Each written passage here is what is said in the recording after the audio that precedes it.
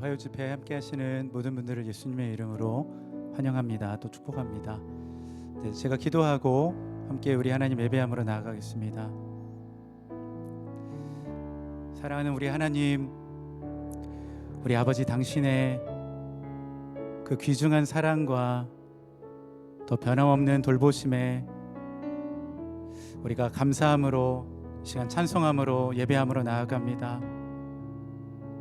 행하신 모든 일들 가운데 선하지 않은 일이 하나도 없고 이루시는 모든 일들이 다 주님 앞에, 당신 앞에 오로지 영광입니다.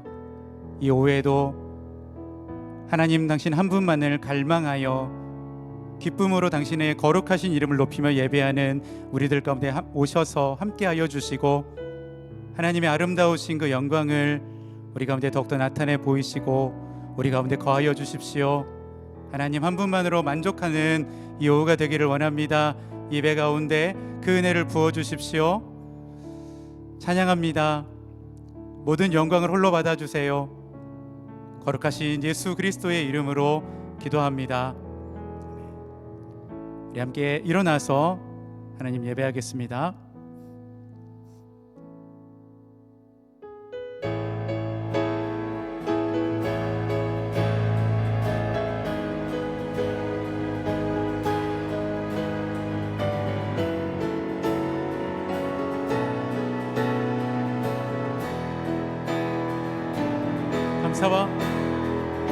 감사와 찬양 드리며 주 앞에 나아가세.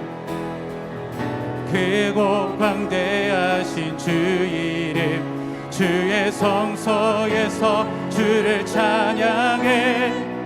나팔 소리로 찬양하며 비파와 수금으로 호흡이 있는 모든 자마다 온 마음 다해 주를 높이세.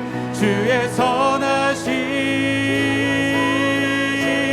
인자하심이 주의 선하심과 인자하심이 영원하시도다. 주의 선하심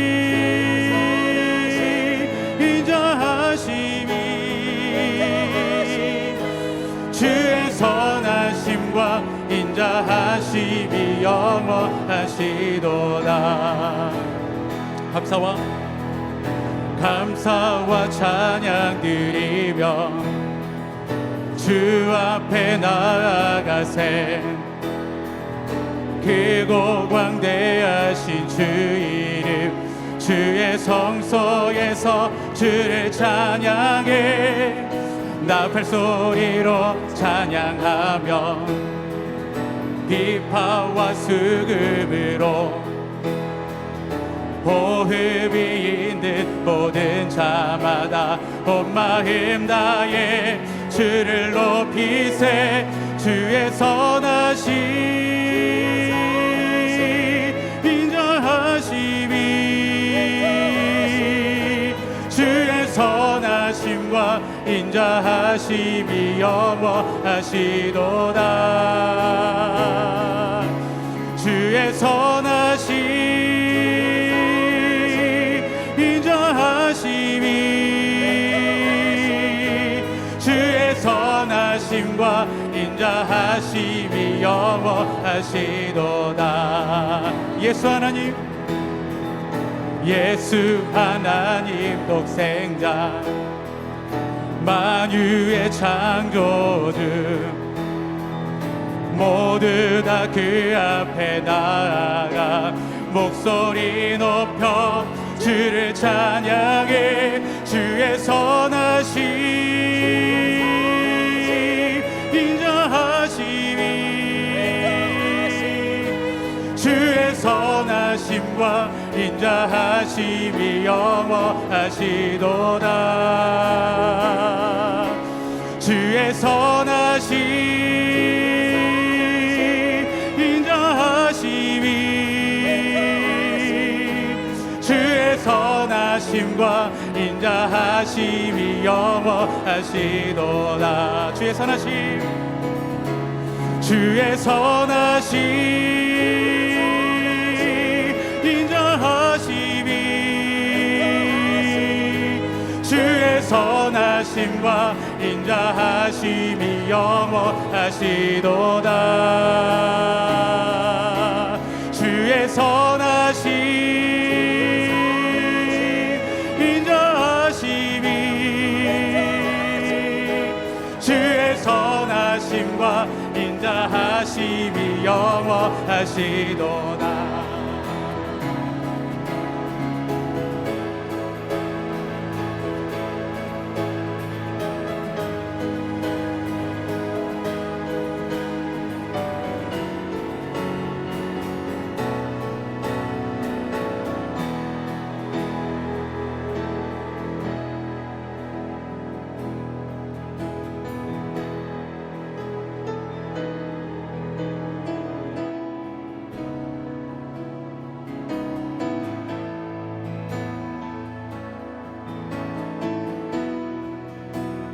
오늘 주발 앞에,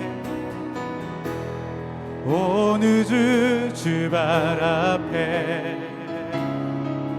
엎드려 경배해요.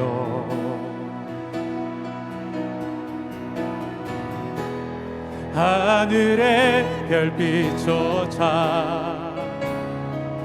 주님을 노래해요. 높으신 주의 이름 찬양해요.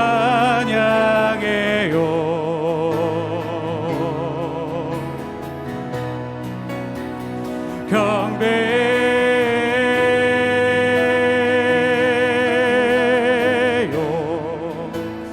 경배요.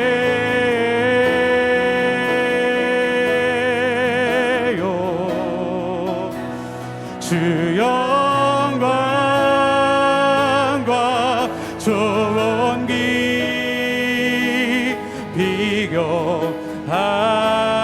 것 없어요. 경배요,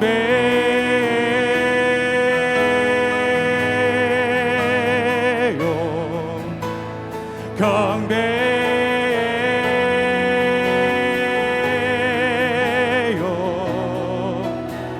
주 사랑 날 감격해 해요.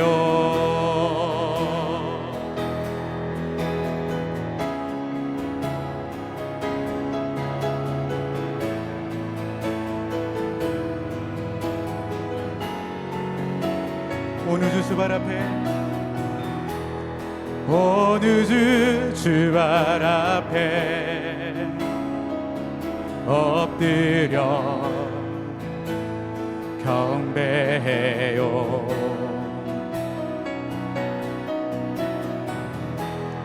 하늘의 별빛조차 주님을 노래해요. 높으신 주의 이름 찬양해요.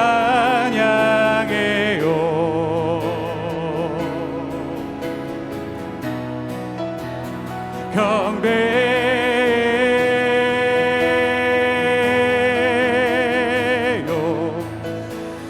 경배요.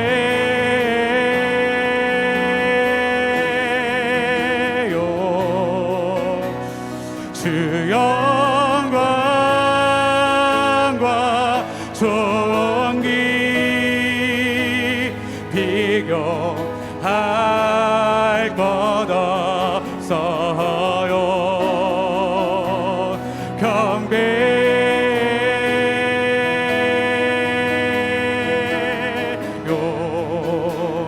경배요.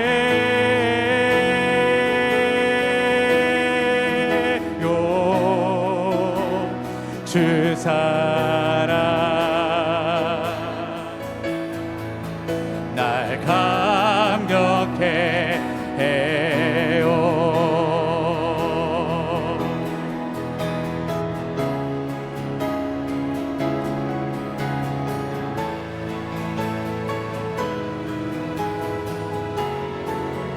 면류관을 드립니다. 면류관을 드립니다. 영원한 왕 예수 그 원자 온 만물이 사모해요. 영광과 위엄에 하나 면류관을 드립니다. 면류관을 드립니다. 영원한 왕 예수 그 원자 온 만물이 사모해요. 영광과 위엄에 하나님 거룩거룩 전이계지 영원토록 주 높입니다. 천사들도 환합해요. 살아계신 주 경배해요. 거룩거룩 전이계주 영원토록 주 높입니다. 천사들도 환합해요. 살아계신 주 경배해요. 경배해요.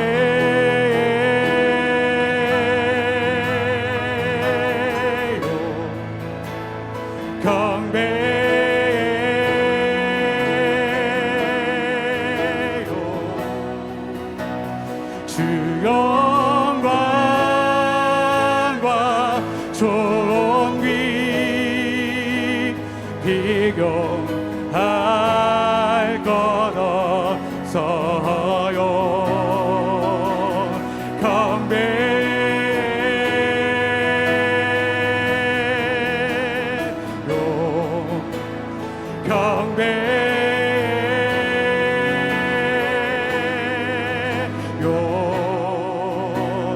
주 사랑 날 감격해 해요.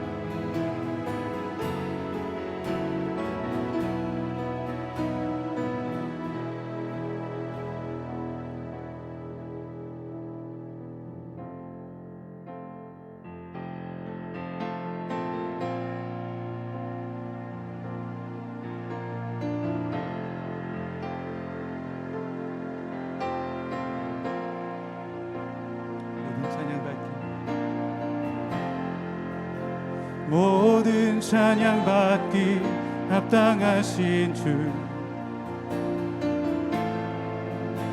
모든 노래의 이유가 되신 주, 모든 호흡을 받기에 합당한 주만 위해 나 살겠네.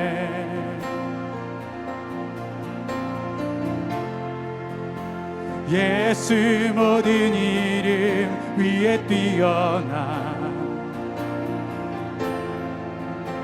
예수 당신만이 나의 구원자.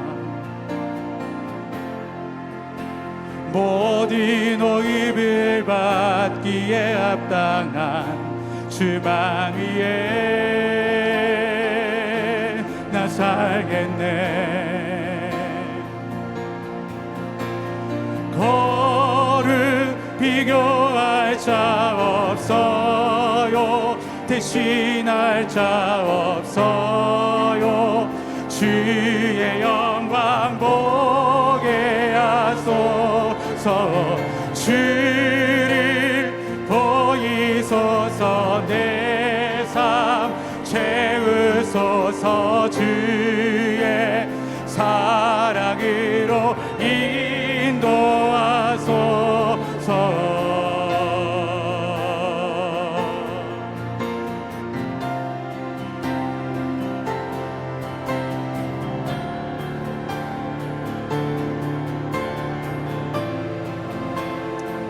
모든 찬양, 모든 찬양 받기 합당하신 주, 모든 노래의 이유가 되신 주, 모든 호흡을 받기에 합당한 주만 위에 나 살겠네.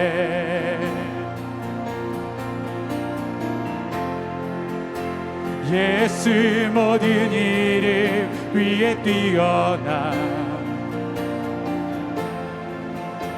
예수 당신만이 나의 구원자.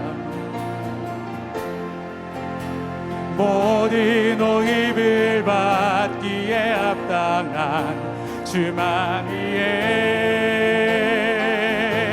나 살겠네. 거룩 비교할 자 없어요. 대신할 자 없어요. 주의 영광 보게 하소서. 주를 보이소서. 내 삶 채우소서. 주의 사랑으로 인도하소.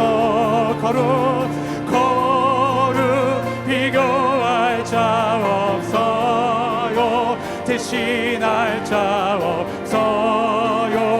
주의 영광 보게 하소서. 주를 보이소서. 내 삶 채우소서. 주의 사랑으로 인도하소서.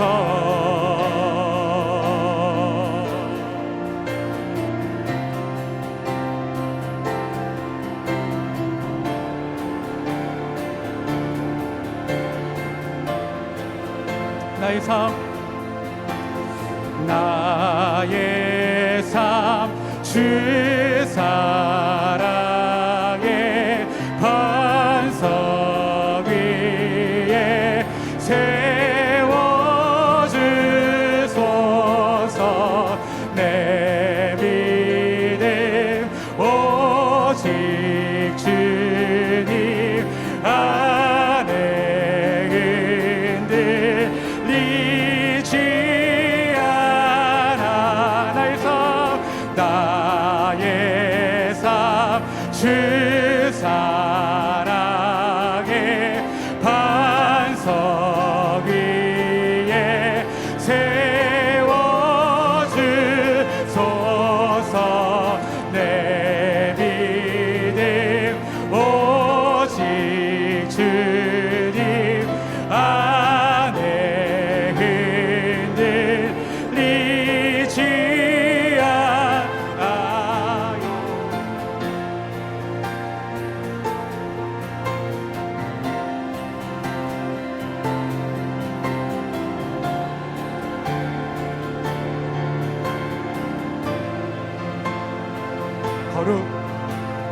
거룩 비교할 자 없어요. 대신할 자 없어요. 주의 영광 보게 하소서.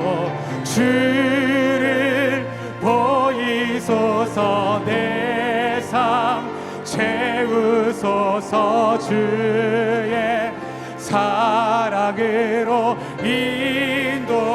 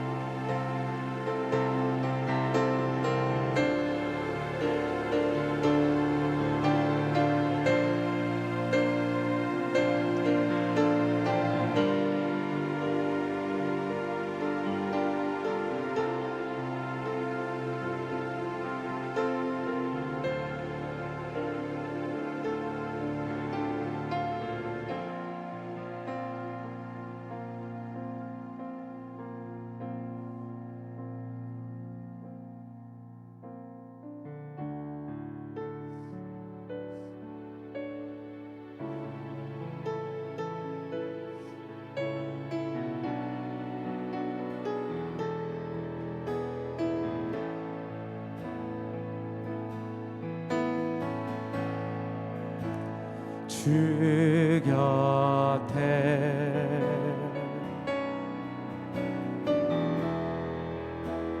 주 품에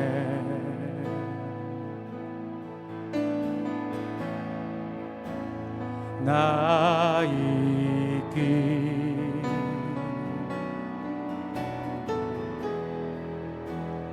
원해요.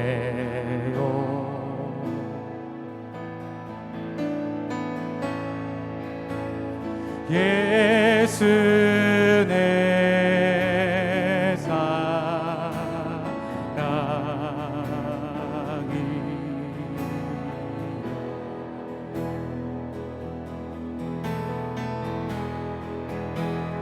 모든 것 주께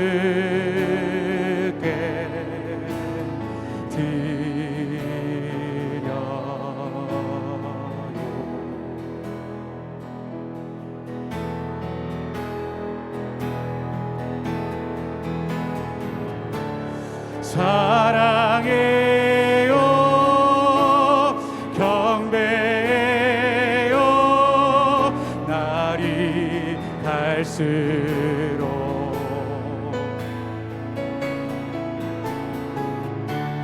주를 향한 나의 사랑 더욱 커져요. 사랑해요. 사랑해요. 경배해요. 날이 갈수록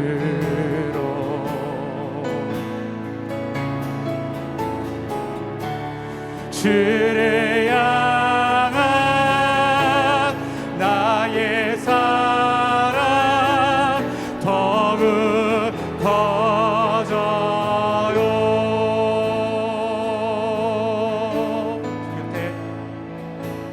주 곁에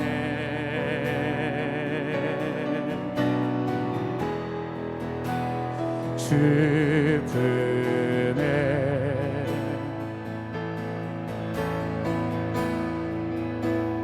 나 있기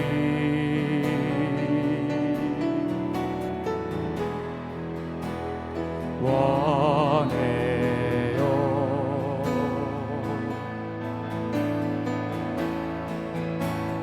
예수 내 사랑이요.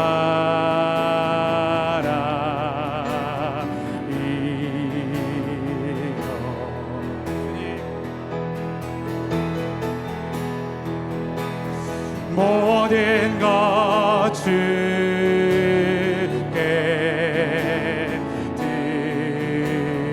드려요.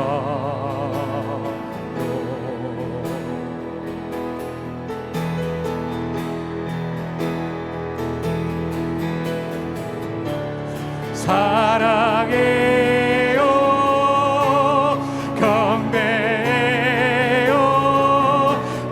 날이 갈수록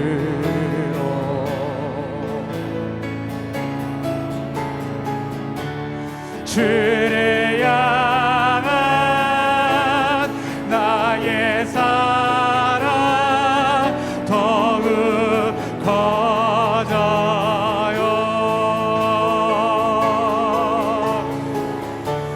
사랑해요, 경배해요,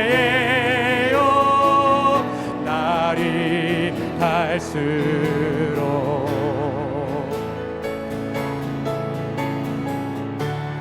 주를 향한 나의 사랑 더욱 커져요.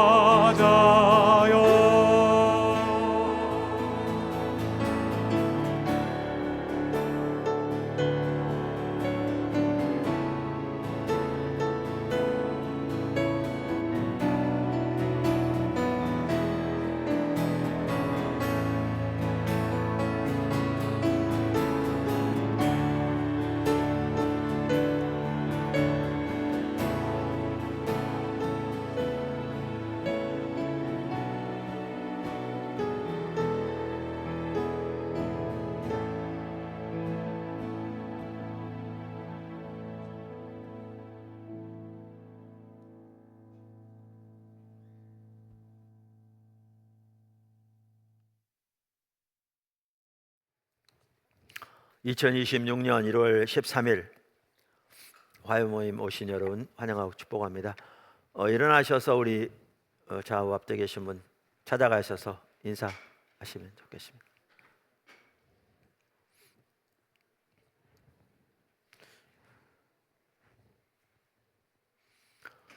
네, 거점교회에서 모이는 분들도 다 인사하시고 계시죠? 우리 하나님께 준비하신 헌금 드리면서 광고 말씀드리겠습니다.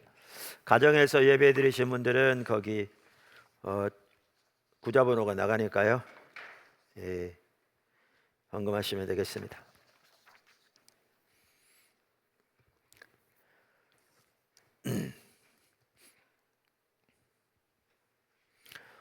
지난주 36차 십자가 성령 컨퍼런스 잘 마쳤고요. 많은 분들이 참 좋은 시간이었다고 얘기하시는 것 같아요. 어느 교회에서는 20명 이상이 참석했는데 하나님이 참 많이 함께 하셔서 성도들끼리 예배 끝나고 같이 모여서 얘기하는데 정말 좋은 시간이었다고. 그리고 그제 주일 예배 가운데 하나님의 너무나 은혜가 이전보다 달랐다고 그런 얘기도 저에게 전해온 분도 계셨습니다. 기도해 주셔서 감사하고요. 함께하지 못하신 분들은 홈페이지에 설교가 올라가 있으니까, 뭐 설교밖에 올라가 있지 않지만 그래도 주님 길을 배우고자 하는 자세로 적극적으로 또 그런 자세로 들으시면 도움이 될 줄로 믿습니다. 지금 어제부터 중고등부 십자가 복음학교가 진행 중입니다. 우리 다음 세대 어른도 마찬가지인데 섬기는 건 항상 쉽지 않습니다. 그 영화 중에 그 영화가 있었잖아요. To Serve with Love. 그러니까 선생님에게 사랑을, 그 말인 거잖아요. 그러니까 아마 덴젤 워싱턴이 주인공이었든지, 미국의 할렘가의 흑인 학교 선생님이 부임했는데 애들이 완전히 그냥 쉽게 말하면 너무 힘든 거죠. 그래서 그 많은 그냥 눈물, 어떻게 표현하면 고민, 또 상담, 또 학부모님들 찾아다니면서 1년쯤 지날 때쯤 아이들이 너무나 놀랍게 바뀐, 딱 올려놨는데 이제 새 학기 맞이했는데 또 그런 애들이 들어온 거죠. 이제 그걸로 끝나요, 영화가. 예. 어떻게 보면 학생들을 가르치는 건 그런 것 같아요. 예. 그래서 늘 새롭게 처음부터 다시 시작하는 자세로 가르쳐야 되는, 학교도 그렇고 교회도 그렇고 선교회도 그렇고. 그래서 계속 기도해 주시면 감사하겠습니다. 2026년 동계 NW 워십 캠프가 리셋 다시 신앙의 본질로라는 제목으로 1월 26일부터 있습니다. 거기 화면에 나가고 있습니다. 이렇게 참고하시고 자녀들 많이 보내주시면 감사하겠습니다. 양계 사역을 위한 아프리카 두드림 투게더 인턴 선교사 또 시니어 선교사 모집하고 있습니다. 특별히 양계 사료 관련 부분에 지식 있는 분들 모집한다고 여러 번 말씀드렸습니다. 2월부터 시작되는 새물교 선교의 목회자 훈련에 중간 리더 부부와 꼭 이번에 참석하고자 하시는 분들이 하나의 신청을 받습니다. 그러니까 좀 하다가 아는 것 같다 이런 분들이 오면 괜히 분위기만 뭐하니까 기필코 이번에는 꼭 해야 되겠다 이런 분들 모집한다 그 얘기인 것 같습니다. 수도권 화요 모임 성경 공부 중에 하나님 얼굴을 구하는 기도 제 아내가 강사하고 선지자적 기도 책을 가지고 20주 하는데요. 오늘 개강했습니다. 아마 다음 주까지는 받지 않을까 싶습니다. 관심 있는 분들 참여 바라고. 필리핀 아시아 선교수다 건축 지금 진행 중입니다. 날씨가 엄청 덥대요. 이제 장마 우기가 끝나니까. 그래서 또 건강을 위해서도 기도가 많이 필요합니다.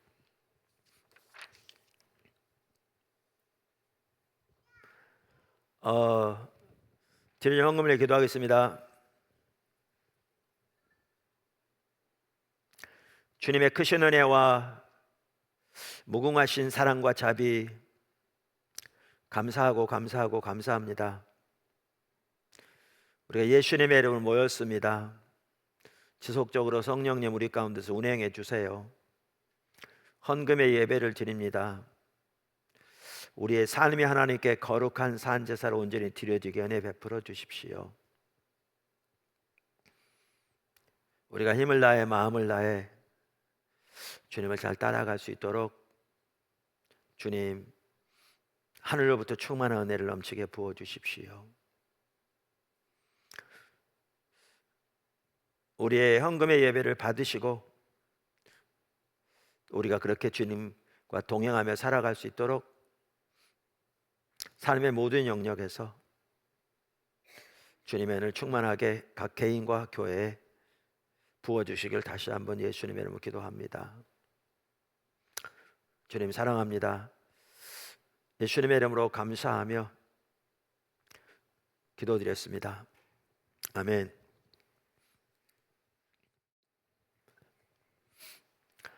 하나님의 말씀은 골로새서 1장 3장 1절입니다. 그러므로 너희가 그리스도와 함께 다시 살리심을 받았으면 위의 것을 찾으라. 거기는 그리스도께서 하나님 우편에 앉아 계시느니라. 제가 가만히 생각해 보니까 아마 화요 모임에서 설교를 했던 것 같기도 해요. 잘 모르겠어요. 대강 찾아봤는데 제가 화요 모임 많이 못 섬겨서 제 기억은 항상 틀릴 수 있잖아요.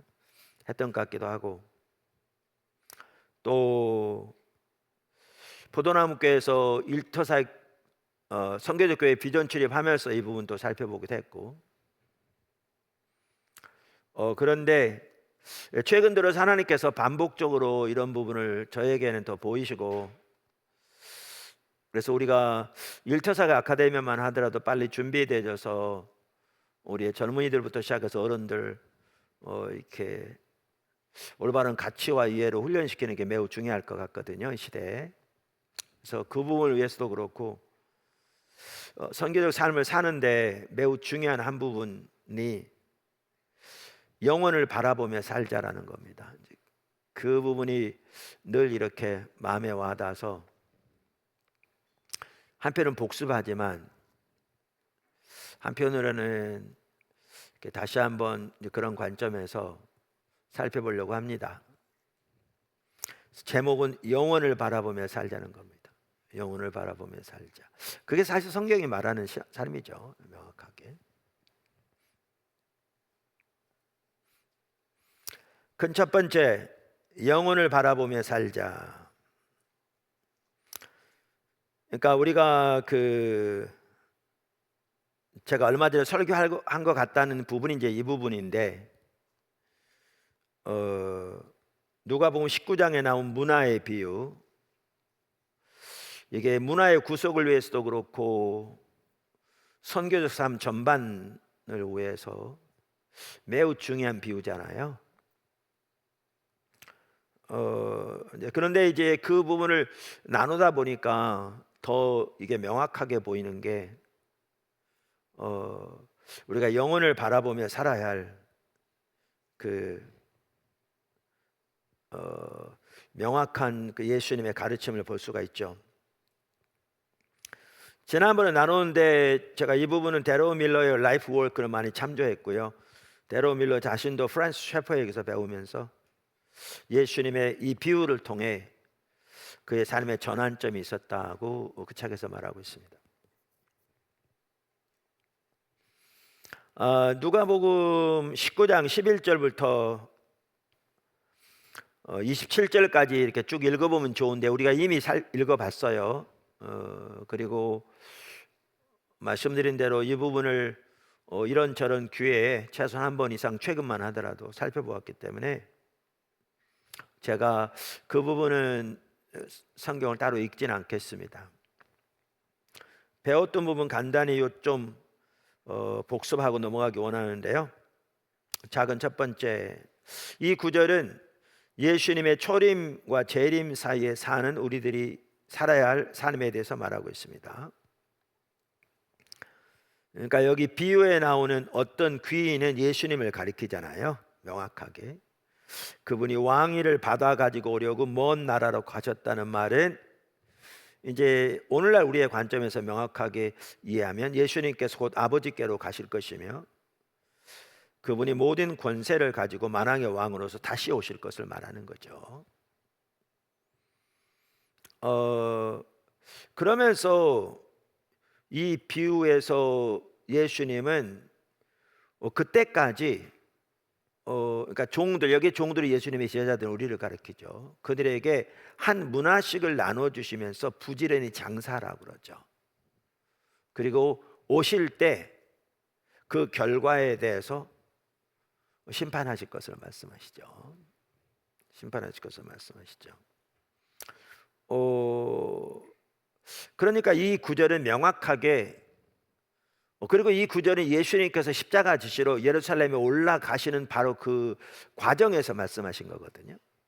그러니까 예루살렘에 가까이 왔을 때 제자들은 하나님 나라가 곧 임할 줄로 기대하고 있었다. 이제 그때 그들에게 이 비유를 말씀하신 거잖아요. 그러니까 이 비유는 결국 예수님의 재림을 기다리는 혹은 예수님의 초림과 재림 사이에 사는 우리들에게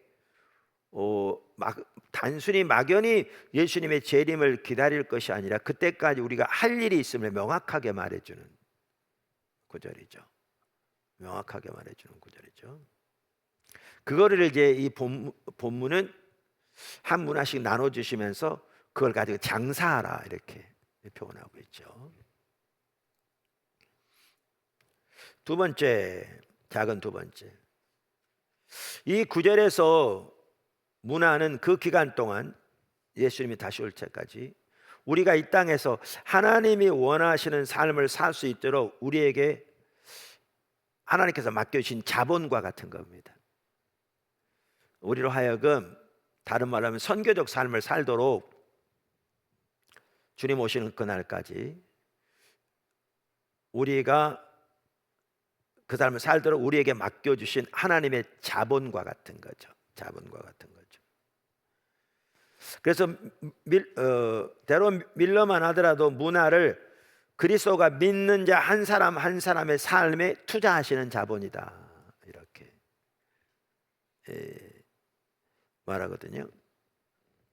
그러니까 어떤 스타트업 회사를 세우면 어떤 자본가가 자기 자본을 투자하잖아요. 그러면 그 자본을 가지고 이득을 남겨서 그 투자한 자본에 대한 결실을 투자자가 가져갈 수 있도록.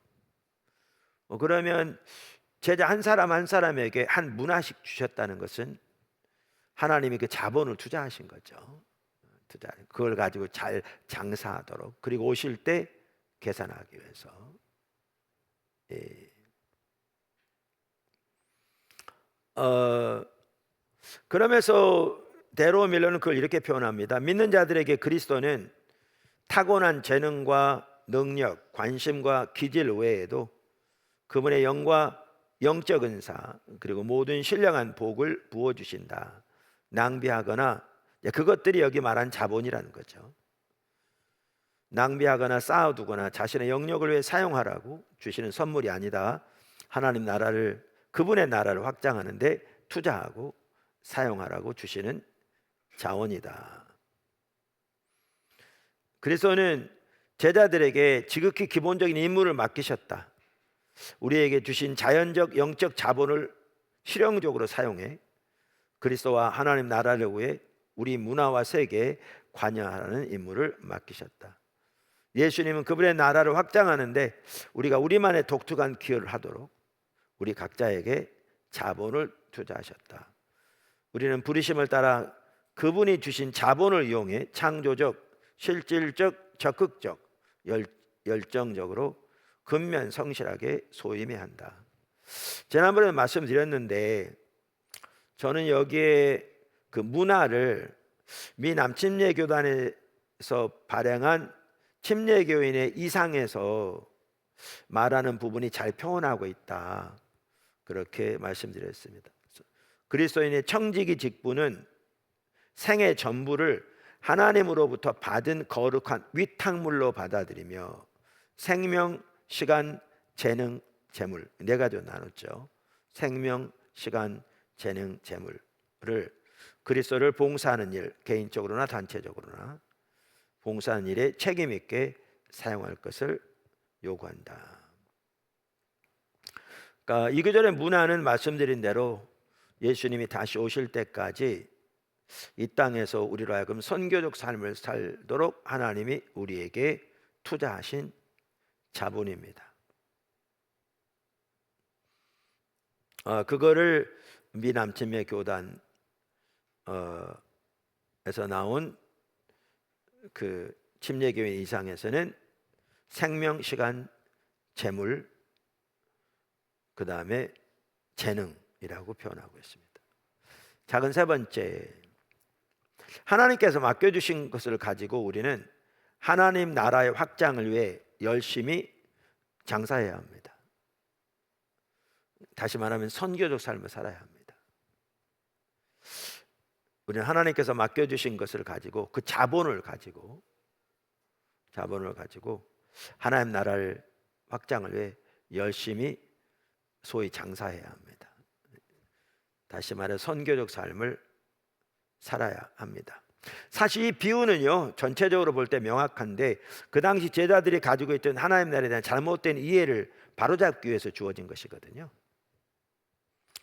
예수님의 예루살렘 입성이 이제 눈앞에 다가왔고 제자들은 하나님의 나라가 곧 임할 것으로 기대하고 있었다라고 써 있어요. 그러나 예수님은 재림을 암시하시면서 그때 하나님의 나라가 이제 온전히 임할 것을 말씀하시죠. 하나님의 나라는 하나님의 왕적인 통치를 의미하기 때문에 왕위를 받아가지고 오신다는 말은 하나님의 나라가 임한다는 말이에요. 그리고 그러면서 예수님은 제자들에게 그때까지 예수님이 맡겨주신 자본을 가지고 열심히 장사하라고 명령하시는 것입니다. 그러니까 여기에 강조점이 장사에 있어요. 장사에. 왜냐하면 아까도 말씀드린 대로 그냥 기다리면 하나님 나라 곧 임할 것으로 이제 기대하는 그들에게 예수님이 재림에 대해서 말씀하시면서 그때까지 맡겨주신 것을 가지고 장사하라. 그리고 예수님이 오실 때 그걸 가지고 계산할 거다 라고 말할 뿐만 아니라 특별히 이 비유는 아무 일도 하지 않은, 그래서 받은 그대로 한 문화를 주인에게 돌려준 그 종에 대한 매우 엄중한 심판에 대해서 말하고 있거든요. 그래서 이걸 종합적으로 볼 때에 이 비유는 장사의 강조점을 두고 있어요. 다시 말하면 하나님 나라가 온전히 임하기를 기다리는 우리들에게 무작정 기다리면 되는 것이 아니라 우리들이 그 전에 할 일이 명확하게 있으며, 그리고 그 삶을 살도록 하나님이 우리에게 자본을 투자하셨고, 그 자본을 가지고 열심히 장사하도록 명령하고 계시며, 그 결과에 따라 주님이 오실 때 계산할 것이라고 말함으로써 우리들이 해야 할 일이 있음을 명확하게 강조하고 있다고요. 명확하게. 이 비유는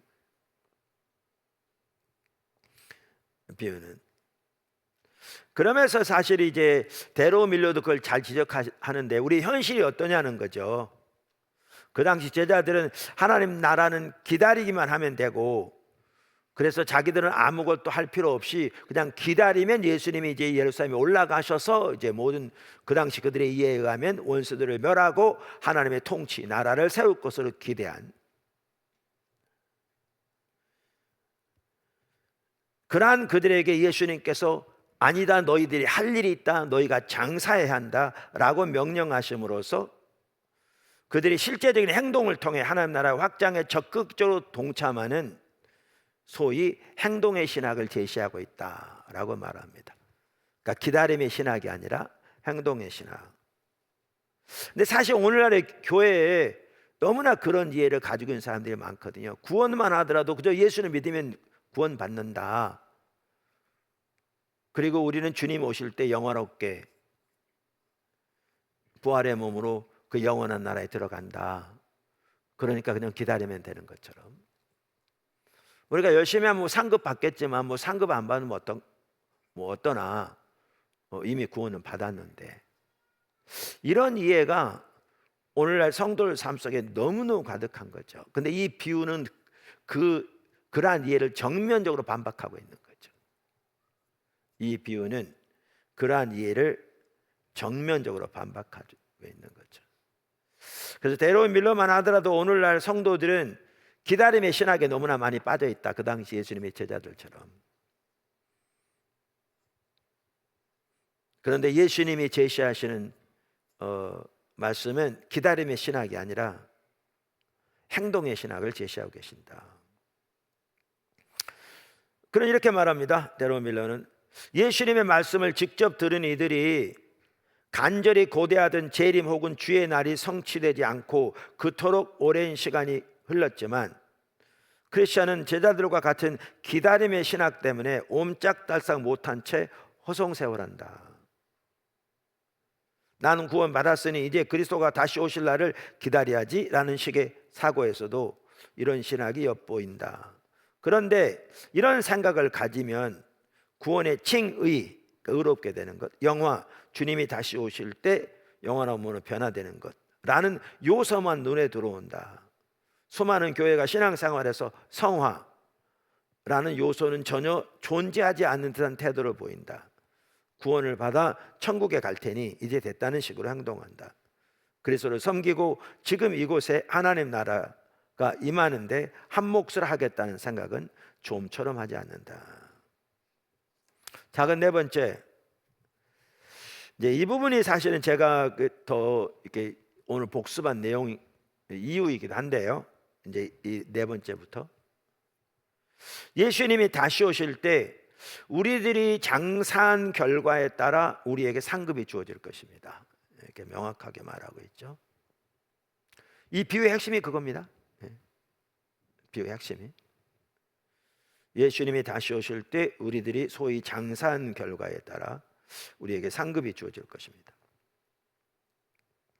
여러 번 나눴습니다마는 누가복음 19장에 나오는 열 문화의 비유와 마태복음 25장 14절 19절에 나오는 달란트의 비유는 사실 같은 내용을 다루고 있습니다.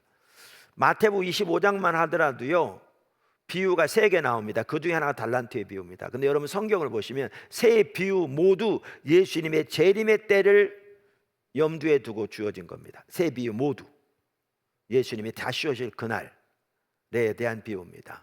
그 중에 하나가 달란트의 비유입니다. 그래서 사실 여기 열문화의 비유와 같은 것을 다루고 있습니다.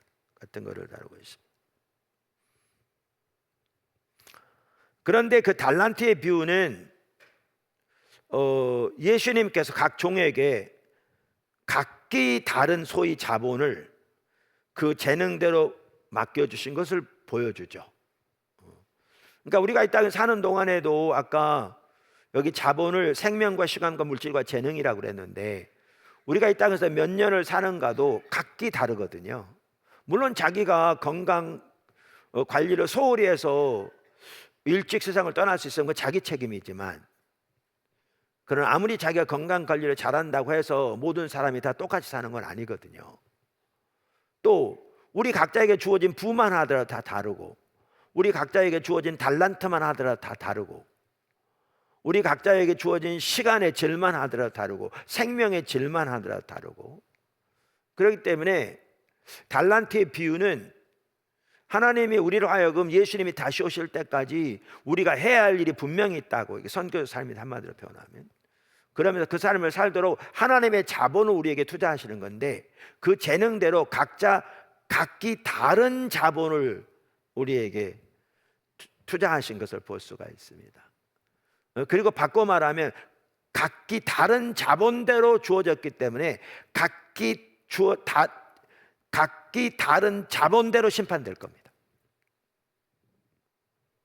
심판될 겁니다.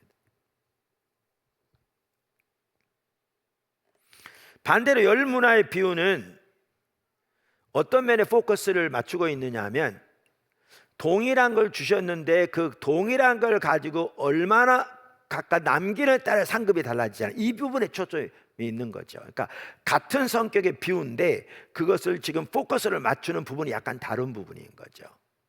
다른 부분인 거죠.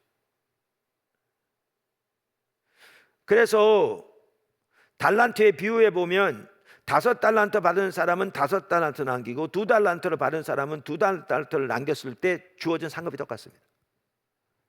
물론 1달란트 받은 자에게서 빼앗아서 이제 5달란트 남긴, 그래서 10달란트가 된 사람에게 준 부분이 있습니다만은 맡겨진 대로 충성했을 때 똑같습니다. 왜 그럴까? 이런 부분이 있는 것 같기도 합니다. 이건 제가 추측인데, 작은 걸 가지고 온 힘을 다해서 작은 걸 남기는 것, 맡겨진 대로 했으니까 상급이 같지만 큰 걸 맡아서 충성을 다해 큰 것을 남기는 게 어떻게 보면 더 어려울 수 있습니다. 한편으로는. 그래서 그 부분에 대한 일부 상급이 그렇게 표현되지 않았나, 그건 제 추측입니다. 성경에 안 나와 있습니다. 반면에 문화의 비유는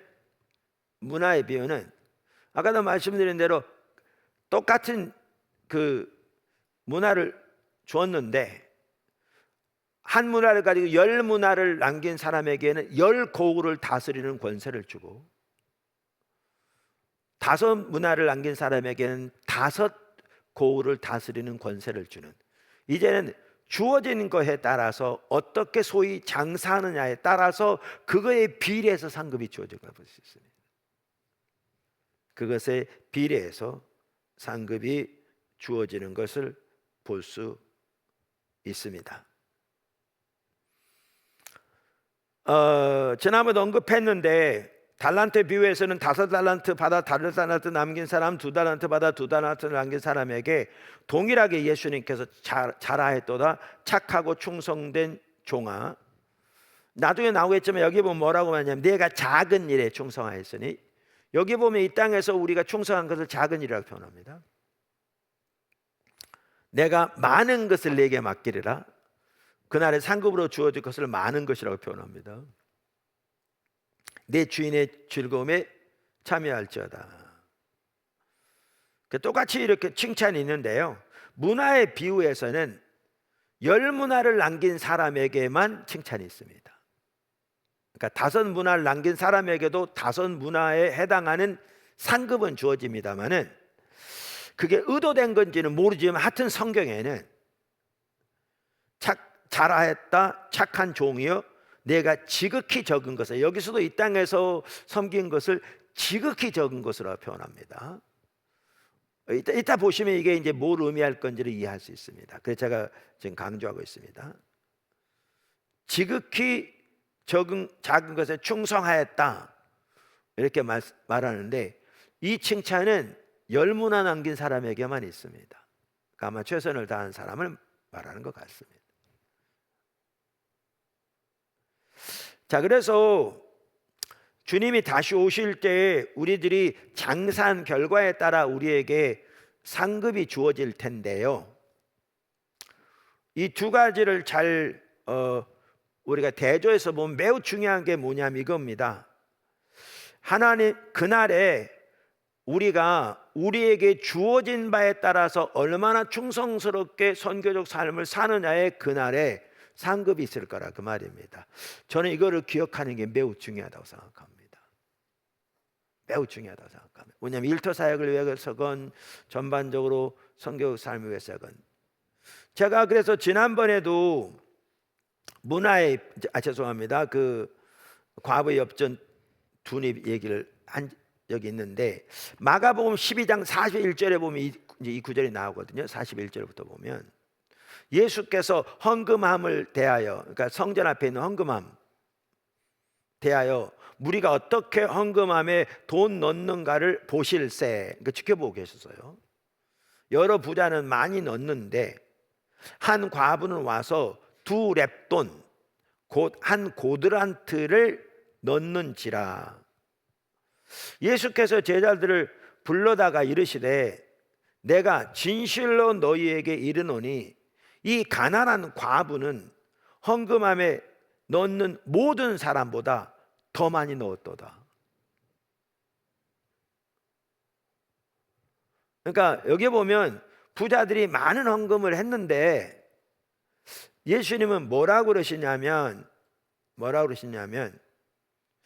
이 가난한 과부가 그 외 다른 모든 사람들이 넣은 헌금함에 넣은 헌금보다 더 많이 넣었다 이렇게 표현하잖아요. 명확하게 여기에.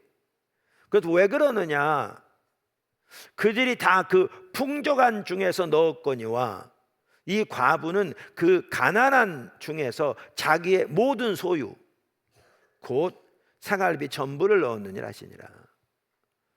그러니까 여기 2렙돈 그랬잖아요. 렙돈 혹은 이제 고들란트, 2렙돈이 한 고들란트라고 돼 있는데 렙돈은요 팔레스타인에서 통용되던 가장 작은 유대인의 청동 동전이었답니다. 그러니까 한 렙돈의 가치가 어느 정도였냐면, 그러니까 로마 시대에 장정이 하루 번 돈이 한 데나리온이었거든요.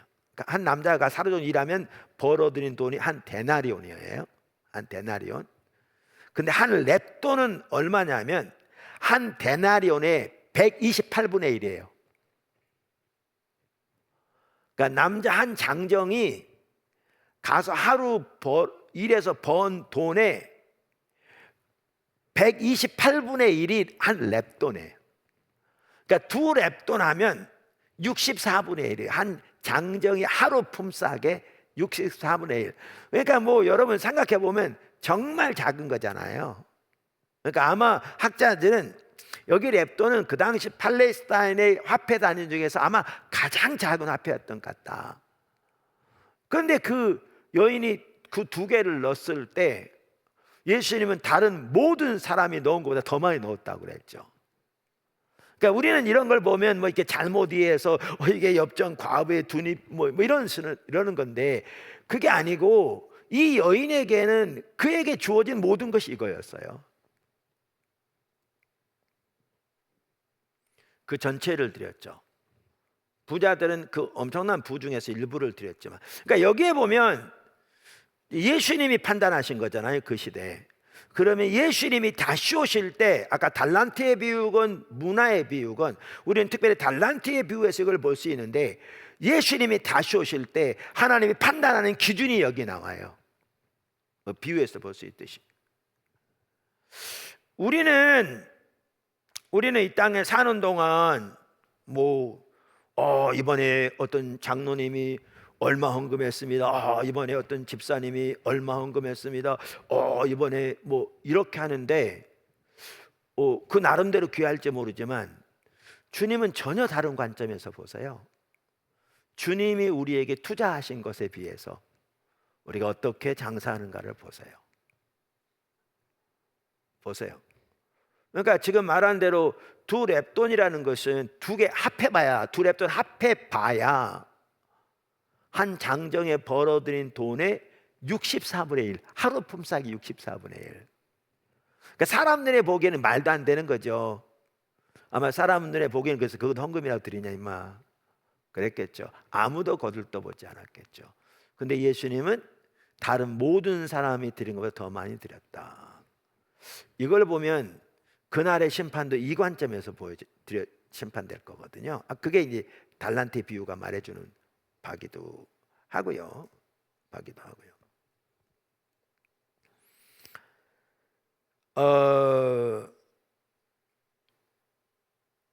그 다음에 그러니까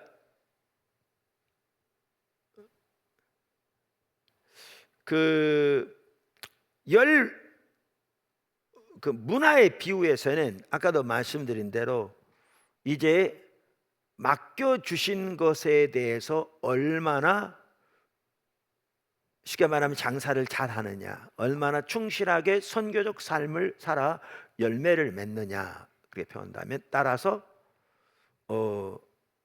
10고을을 다스리고 5고을을 다스린다고 표현되는 대로 상급이 있을 거라 그 말이죠. 근데 제가 이미 여러 번 말씀드렸는데 우리가 조금 이따 이제 나눌 텐데 우리의 궁극적인 구원의 완성은 새하늘과 새 땅에 있거든요. 우리가 죽어서 가는 낙원이라고 표현하는데 그건 임시장소입니다. 임시처소예요. 그것이 궁극적인 종착지가 아니에요. 그때도 의식은 분명히 있는 것 같아요. 예수님과 함께 있겠다고 그랬고 아브라함과 나사로에 대한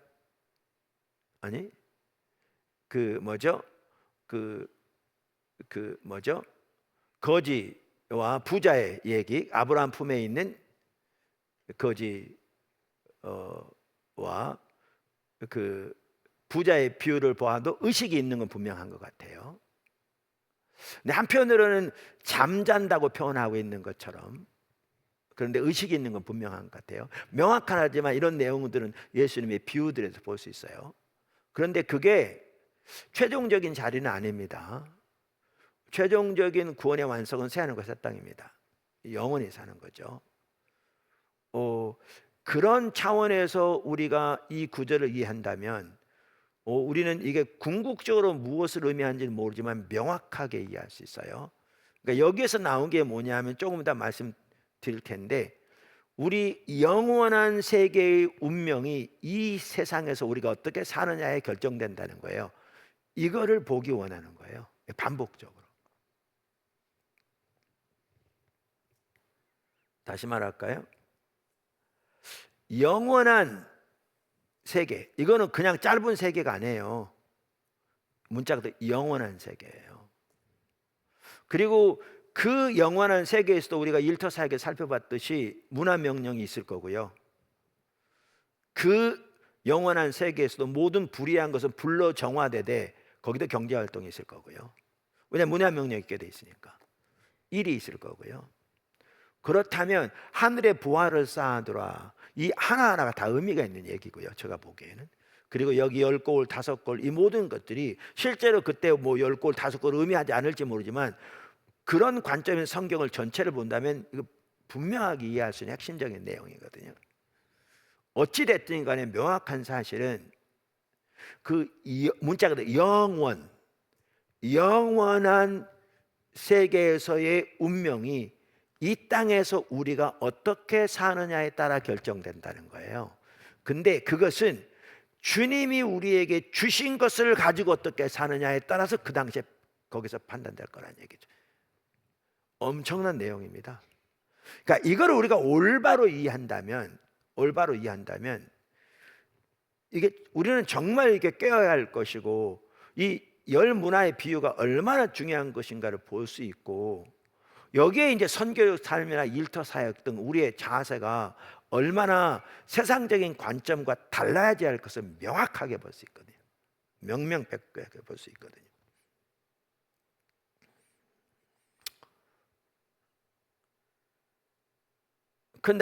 작은 다섯 번째, 이제 지금 말씀드렸던 건데, 새하늘과 새 땅에서의 우리의 운명은 이 땅에서 우리가 어떻게 사느냐에 따라 결정됩니다. 이 비유에서 강조점 중에 하나가 뭐냐면 아무것도 하지 않은 사람입니다. 그러니까 달란트의 비유에서도 그렇고요, 열 문화의 비유에서도 그렇고요, 심판의 준엄성인 거죠. 한번 보실래요? 누가복음 19장만 하더라도요, 거기에 보면 열 문화를 남긴 사람에게 칭찬이 있고 열 고울을 다스리라고 그러세요. 다섯 문화를 남긴 사람에게 다섯 고울을 다스리라고 그래요. 그러니까 그렇게 칭찬하고 상급을 준 것에 다루는 구절이 그렇게 길지 않아요. 한두 절 그냥 이렇게. 그런데 아무것도 남기지 않은 사람에 대한 구절이 여러 구절의 내용이, 그러니까 그만큼 강조하고 있어요. 제가 읽어볼게요. 20절부터 보세요. 무려 그게 26절까지 나와요. 길게 나와요.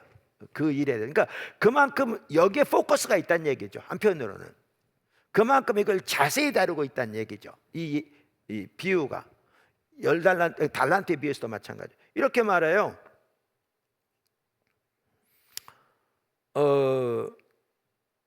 20절, 한 사람이 와서 또 한 사람이 와서 이르되 주인이여 보소서, 당신의 한 문화가 여기 있나이다. 내가 수건으로 쌓아두었었나이다. 이는 당신이 엄한 사람인 것을 내가 무서워함이라. 당신은 두지 않는 것을 취하고 심지 않은 것을 거두나이다. 그러니까 사실은 달란트에 비유해서 한 달러 받은 사람도 같은 이해였거든요. 하나님의 능력이 하나님 아닙니까? 내가 하지 않아도 하나님은 능히 원하실 것 하실 수 있으니 나는 아무것도 안 했다는 거예요. 오늘날 그런 이해를 가지고 있는 사람이 너무너무 많아요. 기독교인 중에. 어차피 하나님은 전능하신 하나님이니까 내가 뿌리지 않아도 거두고 내가 심지 않아도 추수하고 얼마든지 하실 뿐이라는 거죠. 똑같은 이해예요. 그러면서 이렇게 말합니다. 주인이 이르되 악한 종아, 내가 내 말로 너를 심판하노니 너는 내가 두지 않은 것을 취하고 심지 않은 것을 거두는 엄한 사람인 줄 알았느냐? 그러면 어찌하여 내 돈을 은행에 맡기지 아니하였느냐? 그리하였더라면 내가 와서 그 이자와 함께 그 돈을 찾았으리라 하고, 곁에 있는 자들에게 이르되 그 한 문화를 빼앗아 열 문화에 있는 자에게 주라 하니, 그들이 이르되 주여 그에게 이미 열 문화가 있나이다. 주인이 이르되 내가 너에게 말하노니 무릇 있는 자는 받겠고 없는 자는 그 있는 것도 빼앗기리라. 보세요. 이 아무것도 하지 않은 이 사람에 대해서 설명하는 구절이 제일 길어요. 압도적으로 길어요. 그럼 이 비유의 포커스가 어디 있는 걸 보여줘요? 여기 있는 걸 보여줘요. 달란트에 비해서도 마찬가지. 여기 있는 걸 보여줘요. 아까 그 달란트의 비유도 아까 마태복음 25장에 나오는데 25장에 세 비유가 나온다고 그랬잖아요. 모두 다 예수님의 재림과 관련된 비유들이에요. 그러면서 그 한 달란트 받은 자, 거기서도 그게 제일 길어요. 이 설명이. 24절부터 한 달란트 받았던 자도 와서 이르되 주인이여 당신은 굳은 사람이라 심지 않은 데서 거두고 해치지 않은 데서 모으는 줄을 내가 알았으므로 두려워하여 나가서 당신의 달란트를 땅에 감추어 두었나이다. 보소서 당신의 것을 가지셨나이다. 그 주인이 대답하여 이르되 악하고 게으른 종아, 나는 심지 않은 데서 거두고 애치지 않은 데서 모으는 줄을 내가 알았느냐? 그러면 내가 마땅히 내 돈을 취리하는 자들에게 맡겼다가 내가 돌아와서 내 원금과 이자를 받게 하였을 것이니라 하고, 그에게서 그 한 달란트를 빼앗아 10달란트 가진 자에게 주라. 무릇 있는 자는 받아 풍족하게 되고 없는 자는 그 있는 것 같이 빼앗기리라. 이 무익한 종을 바깥 어두운 데로 내쫓으라. 거기서 슬피 울며 이를 갈미 있으리 하시니. 보세요, 가장 길어요. 강조점이 여기 있어요. 포커스가, 이 비유 전체가. 여기서 보면 우리가 명확하게 알 수 있는 게 뭐냐 하면, 아까 말씀드린 대로 영원한 그 세계, 새하늘과 새 땅, 영원한 나라에서의 운명은 이 땅에서 결정돼요. 거기 들어가는 것도 이 땅에서 예수를 믿음으로 거기 들어가고요, 거기 안에서의 운명은 이 땅에서 하나님께서 선교적 삶을 우리에게 맡겨주신 자본을 가지고 우리가 어떻게 사느냐에 따라 결정됩니다. 이 비유들이 명확하게 말해주고 있습니다. 명확하게 말해주고 있습니다. 저는 이게 너무 중요하다고 믿거든요. 성도들의 삶 속에 정말 중요합니다. 미국 어떤 분이 썼는데, 그건 뭐 신학적으로 뒷받침할 수는 없어요. 그런데 그분은 이제 며칠 동안에 걸쳐서 하나님께서 어떤 놀라운 환상들을 보여주신 걸 책으로 냈는데, 그러한 것을 안 믿는 그 사람들도 그 책에 대해서 많이 보았다고 제가 얘기를 들었거든요. 근데 그 책에 보면 제가 얘기한 내용과 정확하게 같은 내용들이 있어요. 하나는 아까도 그 성경이에요. 이걸 보면 그날에는 상급이 우리에게 주신 거에 따라서 결정될 거거든요. 그러니까 완전히 다른 차원이 될 겁니다. 그날에는. 또 하나, 여기 무익한 종 바깥 어두운 데 내쫓으라. 슬피 울며 이를 갈미 있으리라. 이거는 저는 구원을 잃는 걸 말하는 게 아니라고 믿거든요. 그렇게 보면 성경 완전히 다르게 해석해야 되고요. 그 나라에는 하나님의 영광을 누리는 것이 다 주님으로 영화롭게 되지만 모두 다 동일하지 않을 거거든요. 동일하다면 이 땅에서 아무것도 중요하지 않아요. 구원만 받으면 돼요. 그리고 기다리기만 하면 돼요. 그걸 정면적으로 반박하고 있는 게 비유들이잖아요.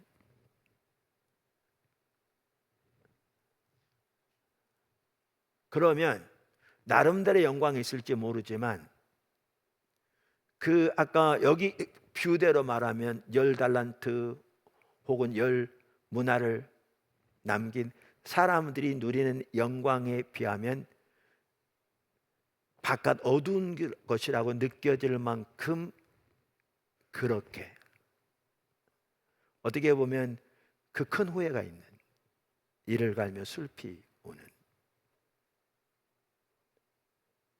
그러니까 부끄러운 고를 말합니다.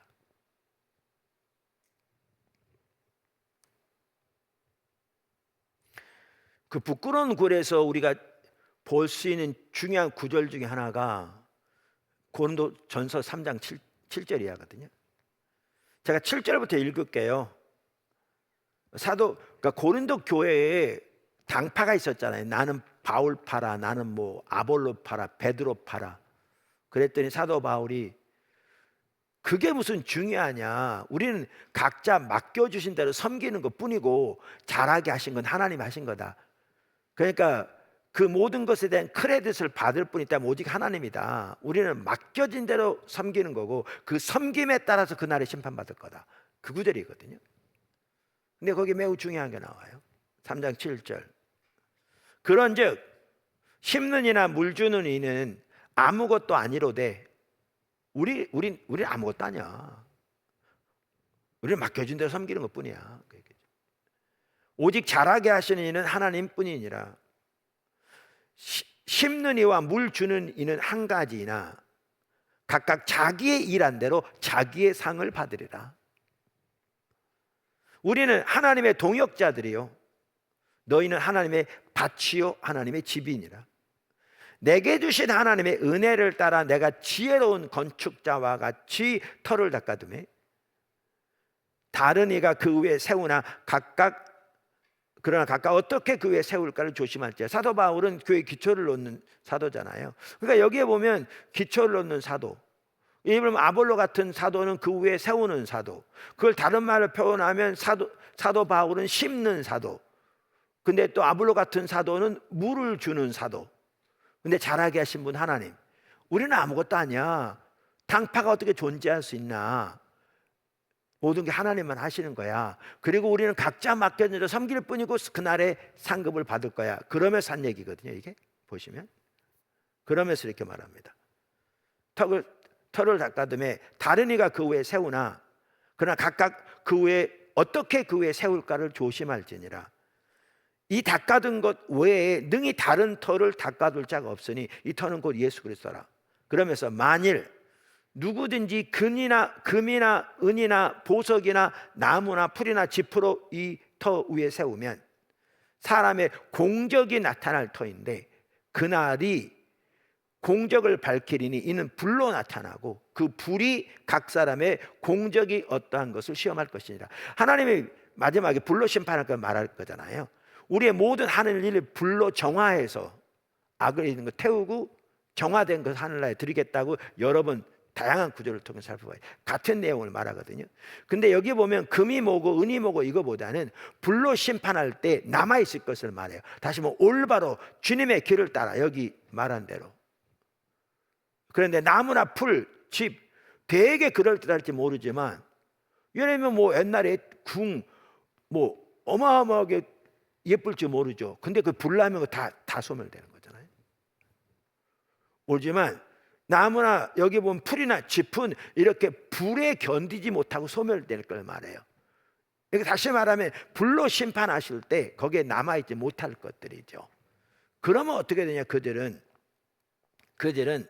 누구든지 공적이 불타면 해를 받으리니 그러나 자신은 구원을 받되 예수를 믿은 사람이니까 구원을 받되 불 가운데서 받은 것 같으니라. 완전히 부끄러운 구원. 부끄러운 구원. 사실 우리의 일의 영속성 이제 조금 이따 나눌 텐데요.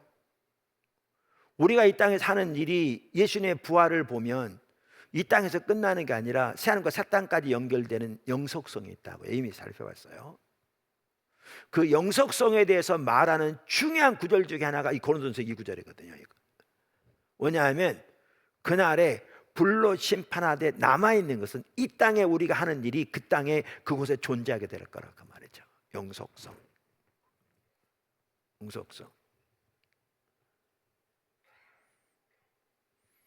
그래서 큰 건축물이 불이 나서 어떤 부분들은 잿더미로 변하고 어떤 부분들은 견고히 남아있는 이미지를 통해서 바울은 현세와 내세의 연속성 및 불연속성에 관해서 생생하게 말하고 있는 거죠. 그래서 톰 라이트 박사 이렇게 얘기해요. 이 구절에 대해서. 톰 라이트 박사는 분명히 이것은 데살로니가 후서 2장 로마서 2장에서 바울이 묘사한 다른 위대한 심판 장면들과 꽤 비슷한 그림이다. 물론 전 세계적인 심판의 날이 장차 도래할 것이라는 관념은 로마서 14장 10절과 고린도후서 5장 10절과 같은 본문들을 통해서도 낯익은 관념이다. 아이디어다 그 말이죠. 그러나 그 밖에 다른 어느 곳에서도 우리는 불에 의한 심판의 순간을 지나서 현세 생한 일과 창조주 하나님이 만들고자 하는 새로운 세상 간의 연속성에 대한 이토록 강력한 인식을 보지 못한다. 이 구절만큼 이 연속성을 불을 통과해서 그곳에 이 땅에 사는 일이 남아있을 이 연속성을 강력하게 말해주는 구절이 많지 않다는 겁니다. 그러면서 잘 지어진 집들은 살아남게 될 것이라고 바울은 말한다. 달리 말하면 그러한 집들은 창조주가 의도하고 있는 장차 도래해야 할 세상의 일부가 될 것이라는 말이다. 터를 닦아 놓은 것이건 집을 짓는 것이건 선하고 신실한 사도적 사역은 살아남게 될 것이다. 일터사역 성경 신학 성경 주석 3권 107쪽도 이렇게 말하거든요. 이 부분에 대해서 성경 전체를 통틀어 세속적인 일의 영속적 가치를 가장 고지곳대로 언급한 구절일 것이다. 이 아까 고린도서 3장. 지상에서 우리가 그리스도의 방식을 따라 이 일을 수행하는 한 이 일은 영속적인 가치를 지닌다. 그러면서 계속 이렇게 말해요. 108쪽과 9쪽에서 하나님께서 모든 신자들이 어떠한 환경에 처해 있든지 이 일을 할 수 있도록 부르셨으며 그러한 부르심을 성취할 수 있도록 구체적인 은사를 부어주셨다. 다시 말하면 자본 투자하신 것. 하나님께서는 우리가 이 은사를 하나님의 목적에 부합하도록 책임감 있게 사용하길 기대하시며 또한 우리의 일을 점검하실 것이다. 그리고 우리가 하나님께서 주신 은사와 은혜를 힘입어 일을 탁월하게 해낸다면 그 일은 영원한 하나님 나라의 일부가 될 것이다. 우리는 고용주에게 인정받거나 더 많은 급에 매달리기보다는 이러한 사실에 동기를 부여받아 최대한 선행을 행해야 한다. 보시면 이 1차 사역 성경 신학 주석도 그렇게 다루고 있습니다만은 그러면 아까 한 달란트 받은 사람 바깥 어두운 데 쫓겨 술을 피우며 이를 갈며 있으리라 등 보시면 이 구절과 정확하게 연결됩니다. 이걸 종합적으로 볼 때에 우리는 아까도 말씀드린 대로 영원한 시각을 가지고 선교적 삶을 살아야 합니다. 사실 초대교회는 그렇게 살았고요. 그게 성경이 말하고 있는 거고. 영원한 시각을 가지고. 그래서 오늘 큰 6번째가 그 얘기입니다. 앞에도 계속 나왔습니다만 영원한 시각을 가지고 선교적 삶을 살자. 주부로면 주부로서 소위 우리가 3D 업종이라 말하는 이 일에서도 우리는 동일한 소명을 발견하고 그 소명 안에 자라나며 열매 맺는 그리고 탁월함을 통해서 이웃을 섬기고 그 이웃 섬김으로 하나님을 섬기는, 그래서 그렇게 행한 일들, 그리스도 안에서 성령의 인도를 따라 하나님을 섬김으로 행한 일들은 새하늘과 새 땅에 남을 것이거든요. 그 상급이 그에게 주어질 것입니다. 그러면서 이런 부분을 더 보게 되면서 저 개인적으로 최근 들어서 자꾸 이렇게 반복적으로 그런 걸 더 보이시는데, 우리가 영혼을 바라보며 선교적 삶을 사는 게 정말 중요합니다. 그러면서 빌립보서 3장 8절 사도 바울의 말, 사실 이렇게 개역 한글보다는 혹은 개역 개정 한글보다는 표준 세번역 같은 게 오히려 좀 더 이해가 되도록 되어 있는데 NIV 성경을 보아도 좀 더 낫고 이렇게 말하죠. 또한 모든 것을 해로 여기면 내 주 그리스도 예수를 아는 지식이 가장 고상하기 때문이라. 이건 이제 개역 개정인데요. 내가 그를 위하여 모든 것을 잃어버리고 배설물로 여기면 그리스도로 그 안에 발견되려 하면 좀 띄고, 내가 그리스도와 그 부활의 권능과 그 고난의 참여함을 알고자 해요. 그는 그 하늘나라, 소위 말 하늘나라, 그러니까 우리가 죽어서 가는 임시초소를 말하는 게 아니라 그 영혼의 관점을 바라보고 살았던 걸 볼 수 있습니다.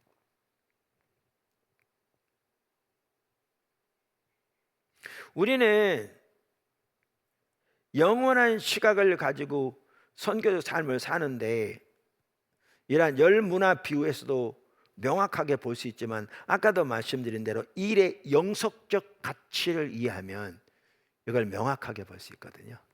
명확하게.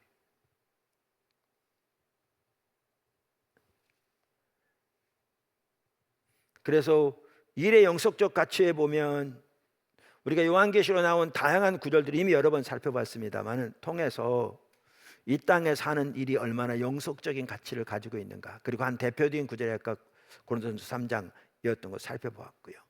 제가 이 부분은 더 살펴보지 않겠습니다. 왜냐하면 그럼 옆으로 좀 더 많이 가서. 일곱 번째, 큰 일곱 번째. 영원한 시각을 가지고 살되, 그러니까 영원한 시각을 가지고 선교적 삶을 살되 그 한 영역이 일터 사역입니다. 그러니까 우리가 일터 사역 아카데미를 빨리 세워서 이런 부분들을 더 훈련하기 원하는데요. 이 전반적인 부분에서 우리가 반드시 무장돼야 할 게 우리 성도로서 영원한 시각을 가지고 살아야 한다는 거죠. 이건 일터 사역뿐만 모든 성경 삶 마찬가지입니다. 왜요? 반복적으로 나눈 대로 그 나라에서, 영원한 나라에서 우리의 운명은 이 땅에서 우리가 어떻게 사느냐에 따라서 결정되니까요. 그리고 예수님이 다시 오시는 그날까지 예수는 우리에게 할 일이 있다고 명확하게 말씀하시고 그 삶을 살도록 우리 각자에게 자본을 투자하셨으니까요. 그리고 각자 우리에게 투자하신 자본을 가지고 우리가 소위 어떻게 장사하느냐에 따라, 어떻게 열매 맺느냐에 따라 그날의 심판을 받을 것이니까요. 그리고 그 운명은 영원히 결정될 것이니까요.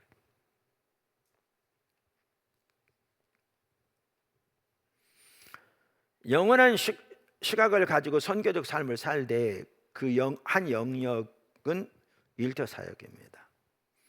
그러니까 제가 선교적 교회 6권, 3권 전체가 일터 사역에 대한 거고요. 5권에 선교적 교회 소명을 다루면서도 일의 소명 한 장을 다뤘습니다. 5권에 나오는 일의 소명은 특별히 마틴 루터의 가르침을 토대로 제가 더 정리한 겁니다.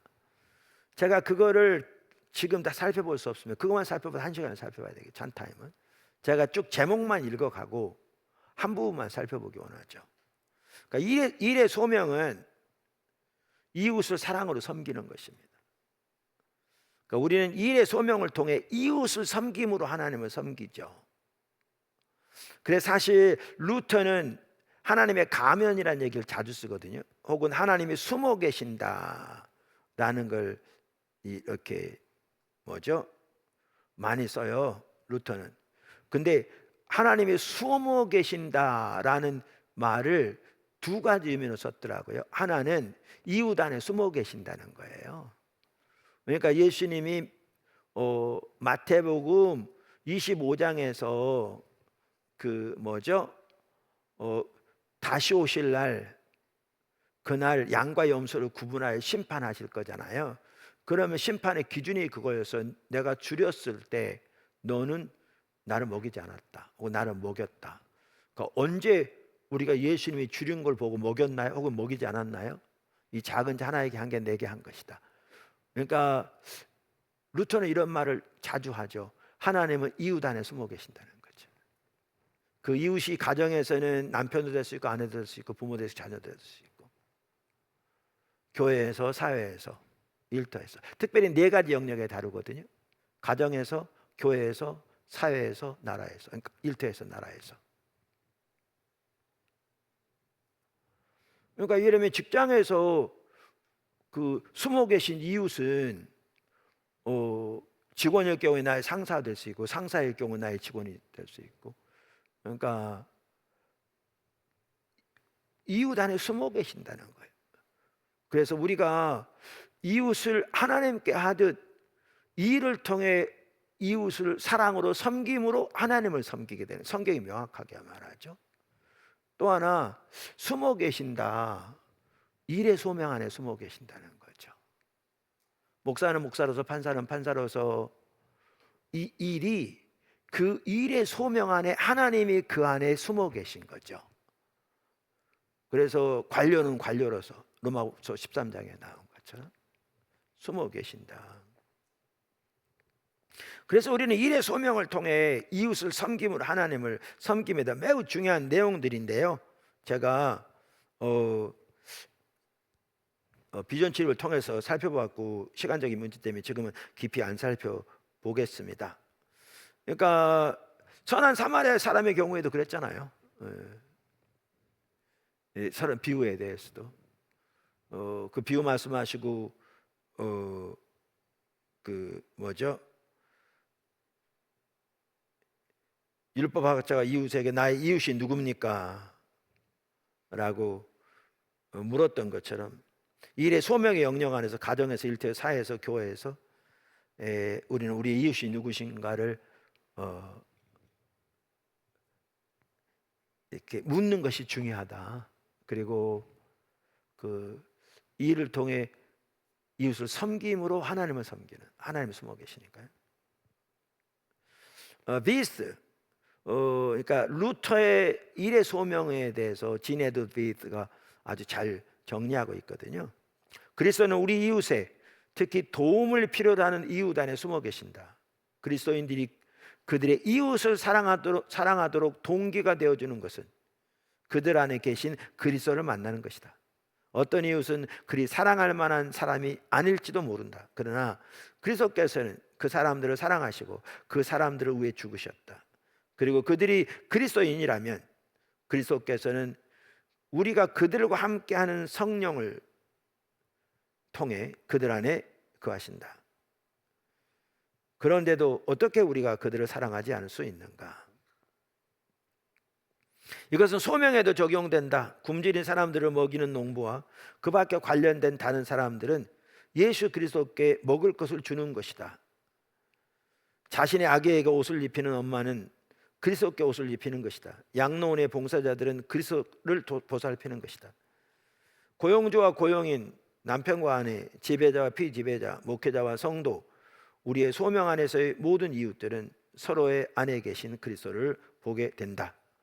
그리스도께서는 우리가 다른 사람들을 위하여 한 행동을 우리가 그리스도를 위하여 그 일을 한 것처럼 받아들이신다. 우리가 이웃을 사랑하고 섬긴 것이 결국에는 우리가 하나님을 사랑하고 섬긴 것으로 판명되는 것이다. 그러니까 그 외에 많은 부분들이 있어요. 그 다음에 또 하나, 일의 소명의 핵심적인 동기는 사랑입니다. 사랑입니다. 그리고 참된 일의 소명에 대한 기준도 이웃사랑입니다. 루터는 이 일이 참된 일인지 아닌지를 판단하는 기준으로 이웃사랑을 들었습니다. 그래서 마약 거래, 도둑질, 사기꾼, 다른 사람 등치는 것 올바른 일의 소명이 아니라는 거죠. 왜냐하면 이웃사랑이 전혀 아니니까요. 이제 그러면서 제가 이제 지금부터 좀 이제 이 영혼의 시각을 가지고 선교 삶을 살자. 그러면서 특별히 일터 사역 우리에 대해서도 그 한 영역 그런데 오늘 강조하고자 하는 건 이제 다음 부분입니다. 일의 소명을 이렇게 잘 이해하면 우리는 직업의 귀천을 극복하고 평범한 일 가운데 특별한 의미가 가득한 것을 깨닫고 하나님을 기쁨으로 섬길 수 있습니다. 자, 작은 첫 번째. 우선 모든 일이 하나에 평등합니다. 요게 이제 매우 중요합니다. 하나님의 관점에서. 모든 일이 하나님 앞에서 평등합니다. 세상은 전혀 다른 이해를 가지고 있습니다. 이 세상은 다양한 직업과 지위와 권세들이 거미줄처럼 엮여 있습니다. 그래서 오늘날 노예제도는 존재하지 않지만 심지어 자유민주주의 국가에서도 수많은 차별이 존재합니다. 직업에 귀천이 있고 세상적인 지위와 신분이 각기 다르다고 생각합니다. 이 시대는 직업으로 심지어 소비재로 사람들을 판단하는 시대입니다. 그래서 그 사람이 들고 다니는 명품백과 입고 다니는 옷과 타고 다니는 차가 그 사람의 신분이 되어버린 시대입니다. 그렇기 때문에 소위 3D 업종이나 중소기업 등은 인력난이 심각합니다.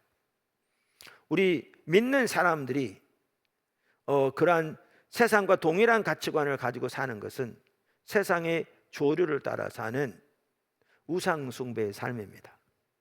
그런데 하나님의 관점은 전혀 다릅니다. 아까 과부의 2렙돈 보시죠?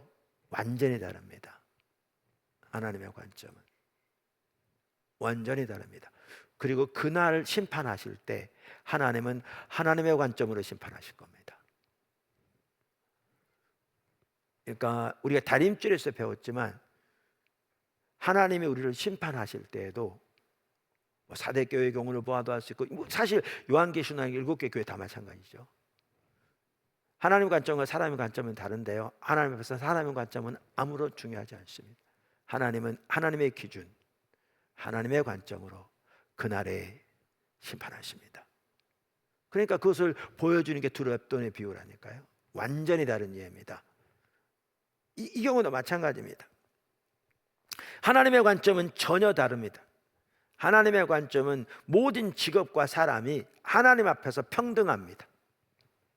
루터는 하나님께서 다스리는 나라를 영적인 왕국과 이 세상의 왕국 두 개로 나눴습니다. 그러면서 영적인 나라에서 모든 사람이 이 세상에서 가지고 있는 직업, 가지고 있는 삶의 수준, 교육 수준, 남녀노소 등 모든 조건과 상관없이 평등한 것처럼, 자 보세요, 오늘날 교회가 그게 올바르게 안 돼서 문제인데, 영적인 왕국, 우리가 교회라고 말한다면, 그렇게 말한다면, 교회에서 남녀노소, 직업, 가지고 있는 삶의 수준, 교육 수준 상관없이 하나님 앞에 평등하잖아요. 차별 없잖아요. 마찬가지로 세상의 나라에서도 하나님 앞에서 황제든지 농부든지 동일하다고 루터는 주장했습니다. 정확하게 성경이 그걸 보여주고 있거든요. 그래서 루터는 그 당시에 농부와 하녀를 자주 언급했습니다. 왜냐하면 그 당시 직업들에서 비천한 직업으로 그것들이 인식되었기 때문입니다. 그래서 하나님, 모든 일이 하나님 앞에서 평등합니다. 모든 선한 일을 말하죠, 당연히. 또 하나, 하나님은 사람을 외모로 취하지 않습니다. 외모로 취하지 않습니다. 이거를 잘 보여주는 구절이 어디냐면, 종과 주인의 관계를 다루는 골로새서 3장 22절 4장 1절, 에베소 부분이 나옵니다만은, 거기에 보면 종이나 주인이나 하나님 앞에서는 동일하다는 것을 명확하게 말하고 있습니다. 세상의 관점과 다릅니다. 그리고 그날에는 하나님의 관점으로 심판하십니다. 그날에는 성경이 이렇게 말하죠. 3장 22절 골로새서, 종들아 모든 일에 육신의 상전들에게 순종하되 사람을 기쁘게 하는 자와 같이 눈가림만 하지 말고 오직 주를 두려워하여 성실한 마음으로 하라. 무슨 일을 하든지 마음을 다하여 주께 하듯 하고 사람에게 하듯 하지 말라. 여기 보면 그 당시 종들이 주인을 위해 하는 일이 주께 하는 거라고 말합니다. 주를 섬기는 일이라고. 일의 소명 올바르게 하면 분명할 수 있습니다. 그래서 주께 하듯 하라. 성실한 마음으로. 그리고 그것에 따라 상급을 받을 거다, 그 나라에. 아까 제가 그 열문화의 비유, 달란트의 비유를 말하면서 하나님이 주신 자원을 가지고 우리가 선교적 삶을 살되 영원의 시간을 가지고 살아야 한다고 그랬잖아요. 그리고 그거에 따라 상급을 받을 거라고 그랬잖아요. 그 하나 지금 적용하고 있는, 성경이 적용하고 있는 게 뭐냐, 그 당시 종들이 주인에게 하는 것을 적용하고 있습니다. 이 비유를 명확하게. 그러면서 이는 기업의 상을 주께 받을 줄로 아나니 너희는 주 그리스도를 섬기느니라. 이 일이 주님을 섬기는 일이라는 거죠. 불의를 행하는 자는 불의의 보응을 받으리니 주는 사람을 외모로 취하심이 없느니라. 그러면서 상전들에게도 말합니다. 상전들아 의와 공평을 종들에게 베풀지니라. 너희에게도 하늘의 상전이 계심이니라. 그러므로 종들에게 너희가 너희 부르심을 따라 행하라. 자유를 얻을 기회가 있으면 그렇게 하지만 너희가 구태여 그거에 흔들릴 필요 없다. 너희의 있는 자리에서 너희의 충성을 따라 그 나라에 판단될 거다, 그 얘기잖아요. 죽게 하는 것이다. 딱 바꿔서 뭐라고 그럽니까? 상전들에게 너희의 상전 하늘에 있다. 사람은 외모로 하나님은 사람을 외모로 취하지 않는다. 너희도 그날에 동일한 기준으로 판단을 받을 거라. 이걸 보셔야 합니다. 이 모든 게 아까 예수님께서 성전에서 헌금하며 헌금을 드리는 사람들 지켜보시면서 두 렙돈을 드린 과부를 칭찬하신 것을 보면 정확하게 연결됩니다. 이 땅에서 일이요, 하나님 앞에서는 모든 일이 평등합니다. 모든 선한 일을 말하는 것도 당연히. 그리고 하나님은 사람을 외모로 취하지 않습니다. 그리고 그들에게 주신 그 자본대로 그들이 이 땅에서 어떤 자리에 있든지 그들이 그 자본을 가지고 신실하게 장사한 만큼 영원한 나라에서 운명이 결정됩니다. 영원한 나라에서의 운명이 결정됩니다.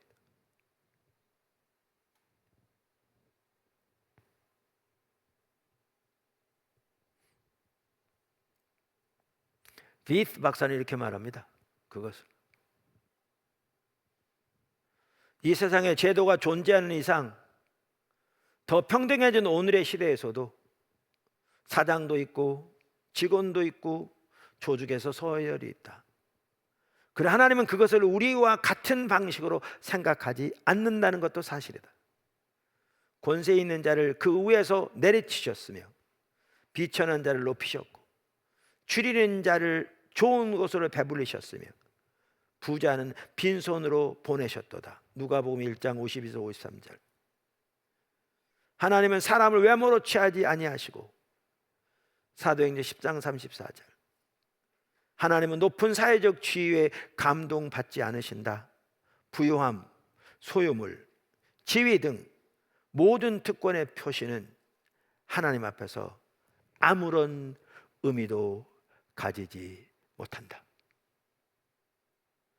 분명한 하나님의 관점에서의 일의 소명, 그리고 그 하나하나가 영원한 가치를 가지고 있고 영속적 가치를 가지고 있을 뿐만 아니라 그 결과로 영원한 세계에서의 운명이 결정된다는 걸 우리가 올바로 알아야 우리는 올바로 일의 소명에 대할 수 있습니다.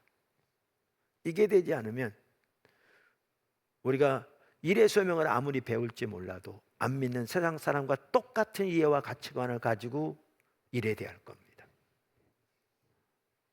그래서 우상 숭배의 삶인데, 그리고 그날에 주님이 심판하실 때는 전혀 다른 이해를 가지고 심판하실 텐데, 세상의 이해와는 전혀 다른 이해를 가지고 심판하실 텐데,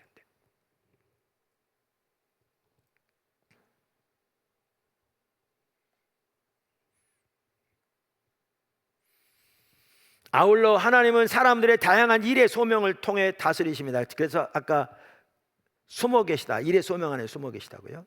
그 하나하나가 하나님께서 섭리를 통해 하나님의 창조 세계를, 인간들을 다스리시고 보호하시고 돌보시고 인도하시는 수단입니다. 따라서 그 하나하나의 일의 소명이 하나님께서 그것을 통해 하나님의 창조 세계를 돌보시는 하나님의 소중한 도구입니다. 일의 소명은 신분장의 차이가 아닙니다. 하나님이 질서를 위해, 그리고 이 땅에서의 하나님의 목적의 성취를 위해 하나님께서 두신 다양한 수단입니다.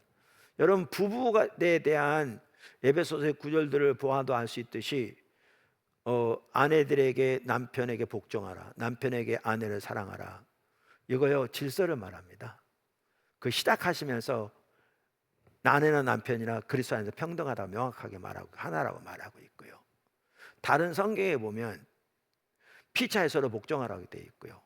사랑만 하더라도 남편이 아내만 사랑할 게 아니라 아내도 남편을 사랑하도록 되어 있습니다. 근데 왜 그것에서 그렇게 말하냐면 가정에 하나님의 은혜가 흐르도록 하기 위해서 질서를 말하고 있는 겁니다.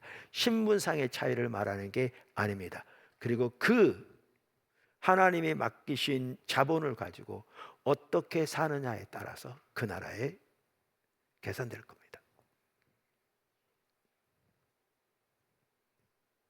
그리고 그 운명이 결정될 겁니다.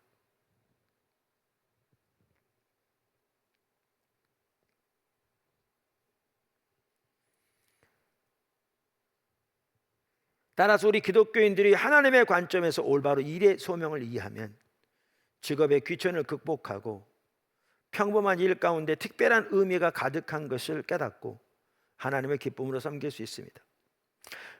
루터는 그 당시에 이 부분을 아주 잘 간파했던 것 같습니다.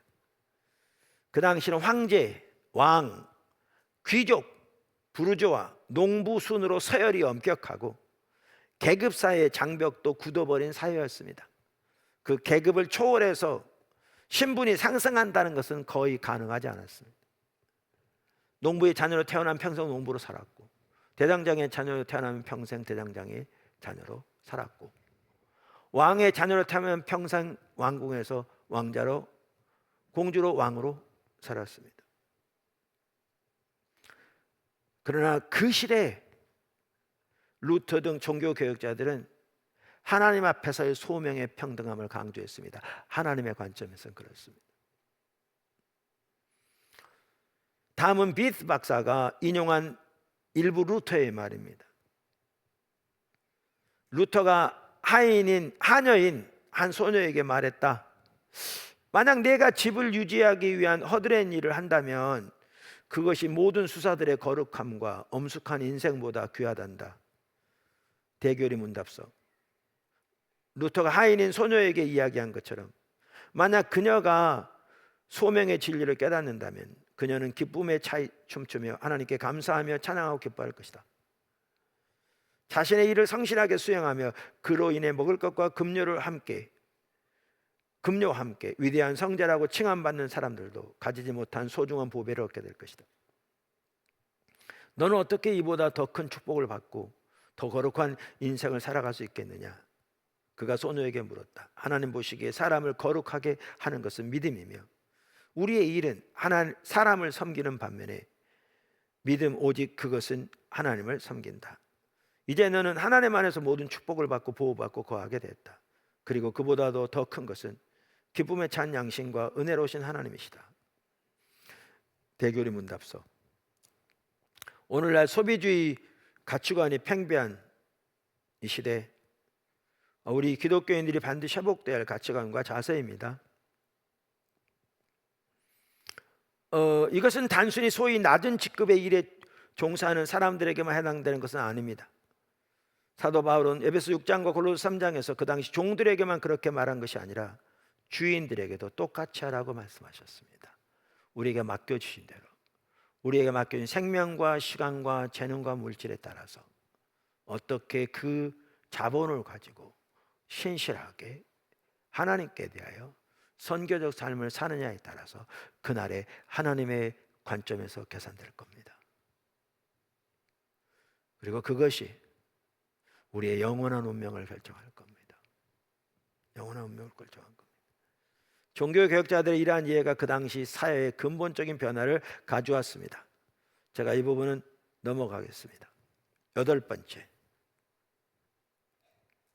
우리는 성경 여러 곳에서 바로 동일한 시각을 볼 수 있습니다.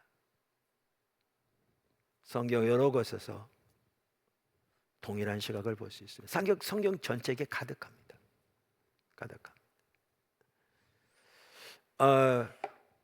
포도나무께서 주일날 하나님 우리 아버지 되시는 것에 대해 살펴보고 있습니다. 우리가 하나님의 자녀 되었잖아요. 아들들이 되었다. 이 말은 상속자가 되었다 그 말입니다. 남자도 그리스도 신부이듯이 여자도 하나님의 아들입니다. 상속자라 그 말인 거죠. 자녀이되. 그러면서 갈라디아 4장 7절, 로마서 8장 17절 이렇게 말하죠. 그러므로 내가 이후로는 종이 아니요 아들이니 아들이면 하나님으로 말미암아 유업을 받을 자니라. 로마서 8장 17절. 자녀이면 또한 상속자니 곧 하나님의 상속자요 그리스도와 함께 한 상속자니 우리가 그와 함께 영광을 받기 위하여 고난도 함께 받아야 할 것이니라. 그러니까 우리가 예수를 믿음으로 하나님의 자녀가 되는 거잖아요. 그래서 성령을 통해 양자의 영인 성령을 통해 하나님 우리의 아버지라 부르게 되는 거잖아요.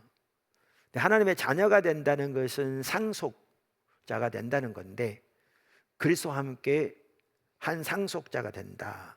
근데 우리말에는 그렇게 되는데요. 이게 쉽게 표현하면 그리스도와 함께 공동 상속자가 된다는 말입니다. 그러니까 공동 상속자라는 것의 세상적인 의미가 좀 다른데요. 예를 들면 아버지가 계시고 많은 재산을 가지고 있는데 그분이 돌아가시면 그분의 재산을 남아있는 식구들, 어머니와 뭐 자녀가 셋이라면 세 자녀가 공동으로 상속받는다. 그러면 넷이 나눠 갖는 거잖아요. 그런데 하나님의 관점은 그렇지 않습니다. 공동 상속자는 말은 그 뜻이 아니에요. 하나님의 나라의 모든 것을 예수님이 유업으로 받으시고요, 우리 각자가 그 예수님 안에서 하나님의 그 모든 나라를 예수님과 함께 공동으로 상속받습니다. 그 뜻입니다. 어마어마한 내용입니다. 우리의 부활의 몸도 영원한 새하늘과 새 땅도 거기에 다 포함되죠. 근데 거기서 끝나지 않습니다. 너무나 많은 사람들이 그 부분만, 우리가 받을 것에 대해서만 많이 얘기합니다. 근데 이렇게 말합니다. 그래서 함께한 상속자니 우리가 그와 함께 영광을 받기 위하여 고난도 함께 받아야 할 것이니라.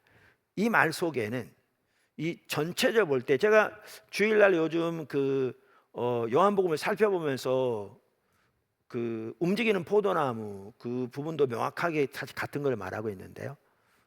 기회 되면 또 나중에 또 화요일 날도 뭐 제가 그 종합적으로 정리해서 한번 나눠볼 시간도 있을지 모르겠습니다. 근데 거기 보시면 보세요. 그 영광 받기 위해서 이 공동 상속자가 된다는 말은 뭐냐 하면, 이 땅에서의 하나님의 일을 위해 공동 상속자라서 동참하는 것도 같이 갑니다. 이게 정확하게 분리되지 않습니다. 그것이 요한복음이고 그것이 바울 서신석은 명확하게 같이 갑니다. 그런데 그렇게 아까 그러니까 열 문화의 비유와 정확하게 일맥상통합니다. 일맥상통합니다. 그래서 그렇게 우리가 선교적 삶을 살려면 당연히 이 땅에서 고난을 받는 것이 같이 가는 거죠. 때로는 우리의 세상의 특권을 포기할 수도 있고, 사람들에서 멸시와 조롱을 당할 수도 있고, 때로는 불이익도 당할 수도 있고, 다양한 종류의, 우리가 초대교회는 그렇게 주님을 따라감으로 목숨을 잃기도 했습니다만, 우리 한국에서 오늘날 그렇게 목숨을 잃지는 않지만 다양하게 불이익 당할 수 있죠. 고난을 당할 수 있죠. 근데 여기 매우 중요한 말이 있습니다.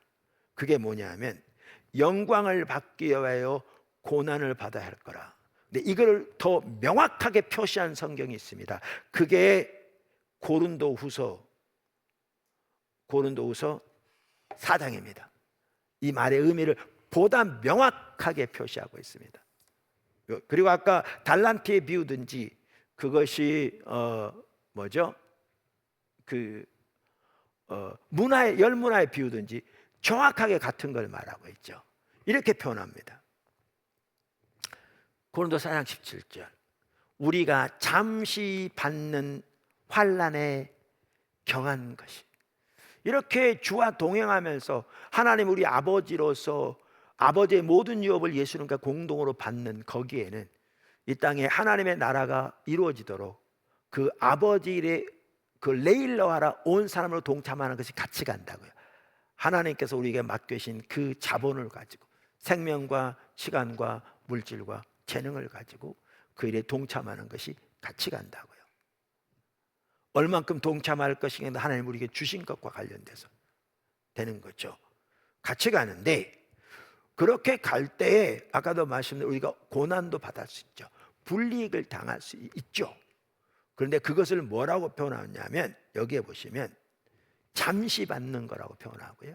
이게 대조하기 위한 겁니다. 그 다음에 환난에 경한 것, 가벼운 것이라고 말합니다. 아까 그것이 달란트에 비우건 열 문화에 비우건 네가 작은 일에 충성하였으니 반복적으로 남았습니다. 같은 내용입니다. 네, 그 다음 보십시오. 우리가 잠시 받는 환난에 경한 것이, 잘 보십시오, 지극히 크고 영원한 영광에 중한 것을, 그러니까 대조입니다. 대조. 이 땅에는 잠시 받는 가벼운 것, 근데 그것이 지극히 크고 영원한 영광에 중한 것을 받게 되는데, 여기에 매우 중요한 말이 있습니다. 명확하게 표현하고 있죠. 환난에 경한 것이 이 중요한 것을 우리에게 이루게 한다, 이렇게 표현합니다. 요게 이걸 가져옵니다.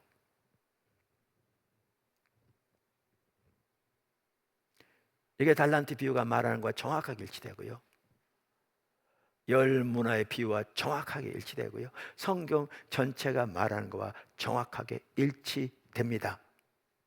내가 작은 일에 충성하였으니 내가 큰 것을 내게 맡기겠다.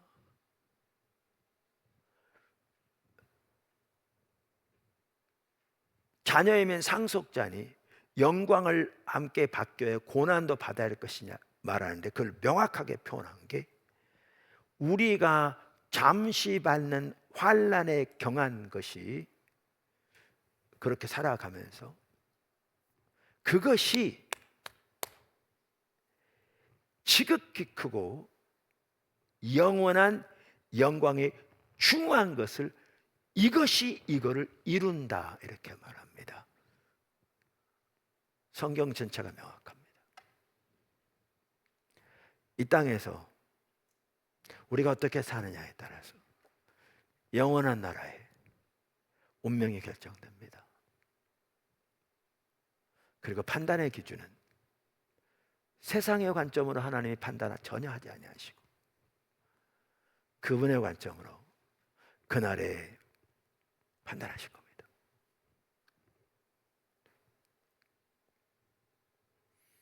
그렇기 때문에 우리가 선교적 삶을 살되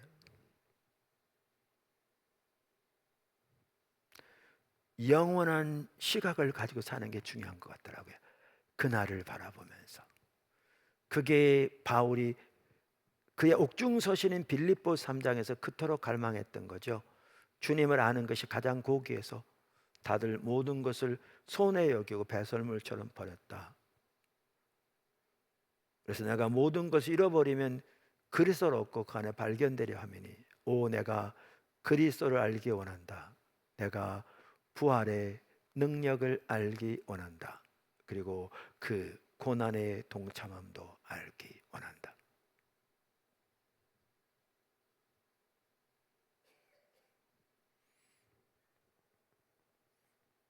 그래서 지난번에 나눈 대로 요한계시록에 대해서도 좀 더 이렇게 배워가기를 원하는데요, 개인적으로 시간 나는 대로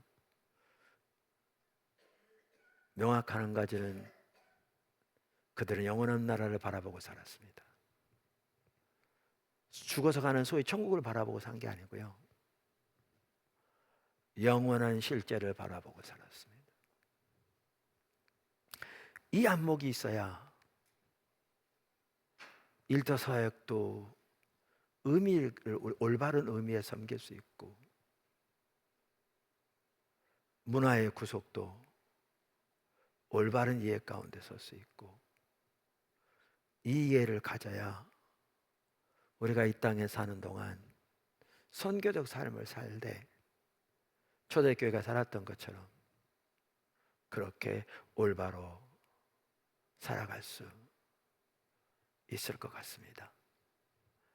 한편으로는 지난번에 나눴던 부분들을 이렇게 복습하기도 했는데, 하나님께서 이렇게 반복적으로,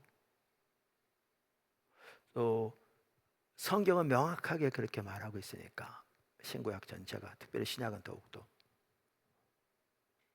우리에게 영원한 시각을 가지고 명확하게 하나님의 뜻을 이해하는 가운데 그 나라를 바라보며 오늘 주님 오시를 기다리는 이 시기에 주님이 우리에게 맡겨주신 그 자본 가지고 힘을 다해 장사하며 살아가기를 원하시는 것 같습니다. 그렇게 사는 우리 모두가 되었으면 좋겠습니다. 기도하겠습니다.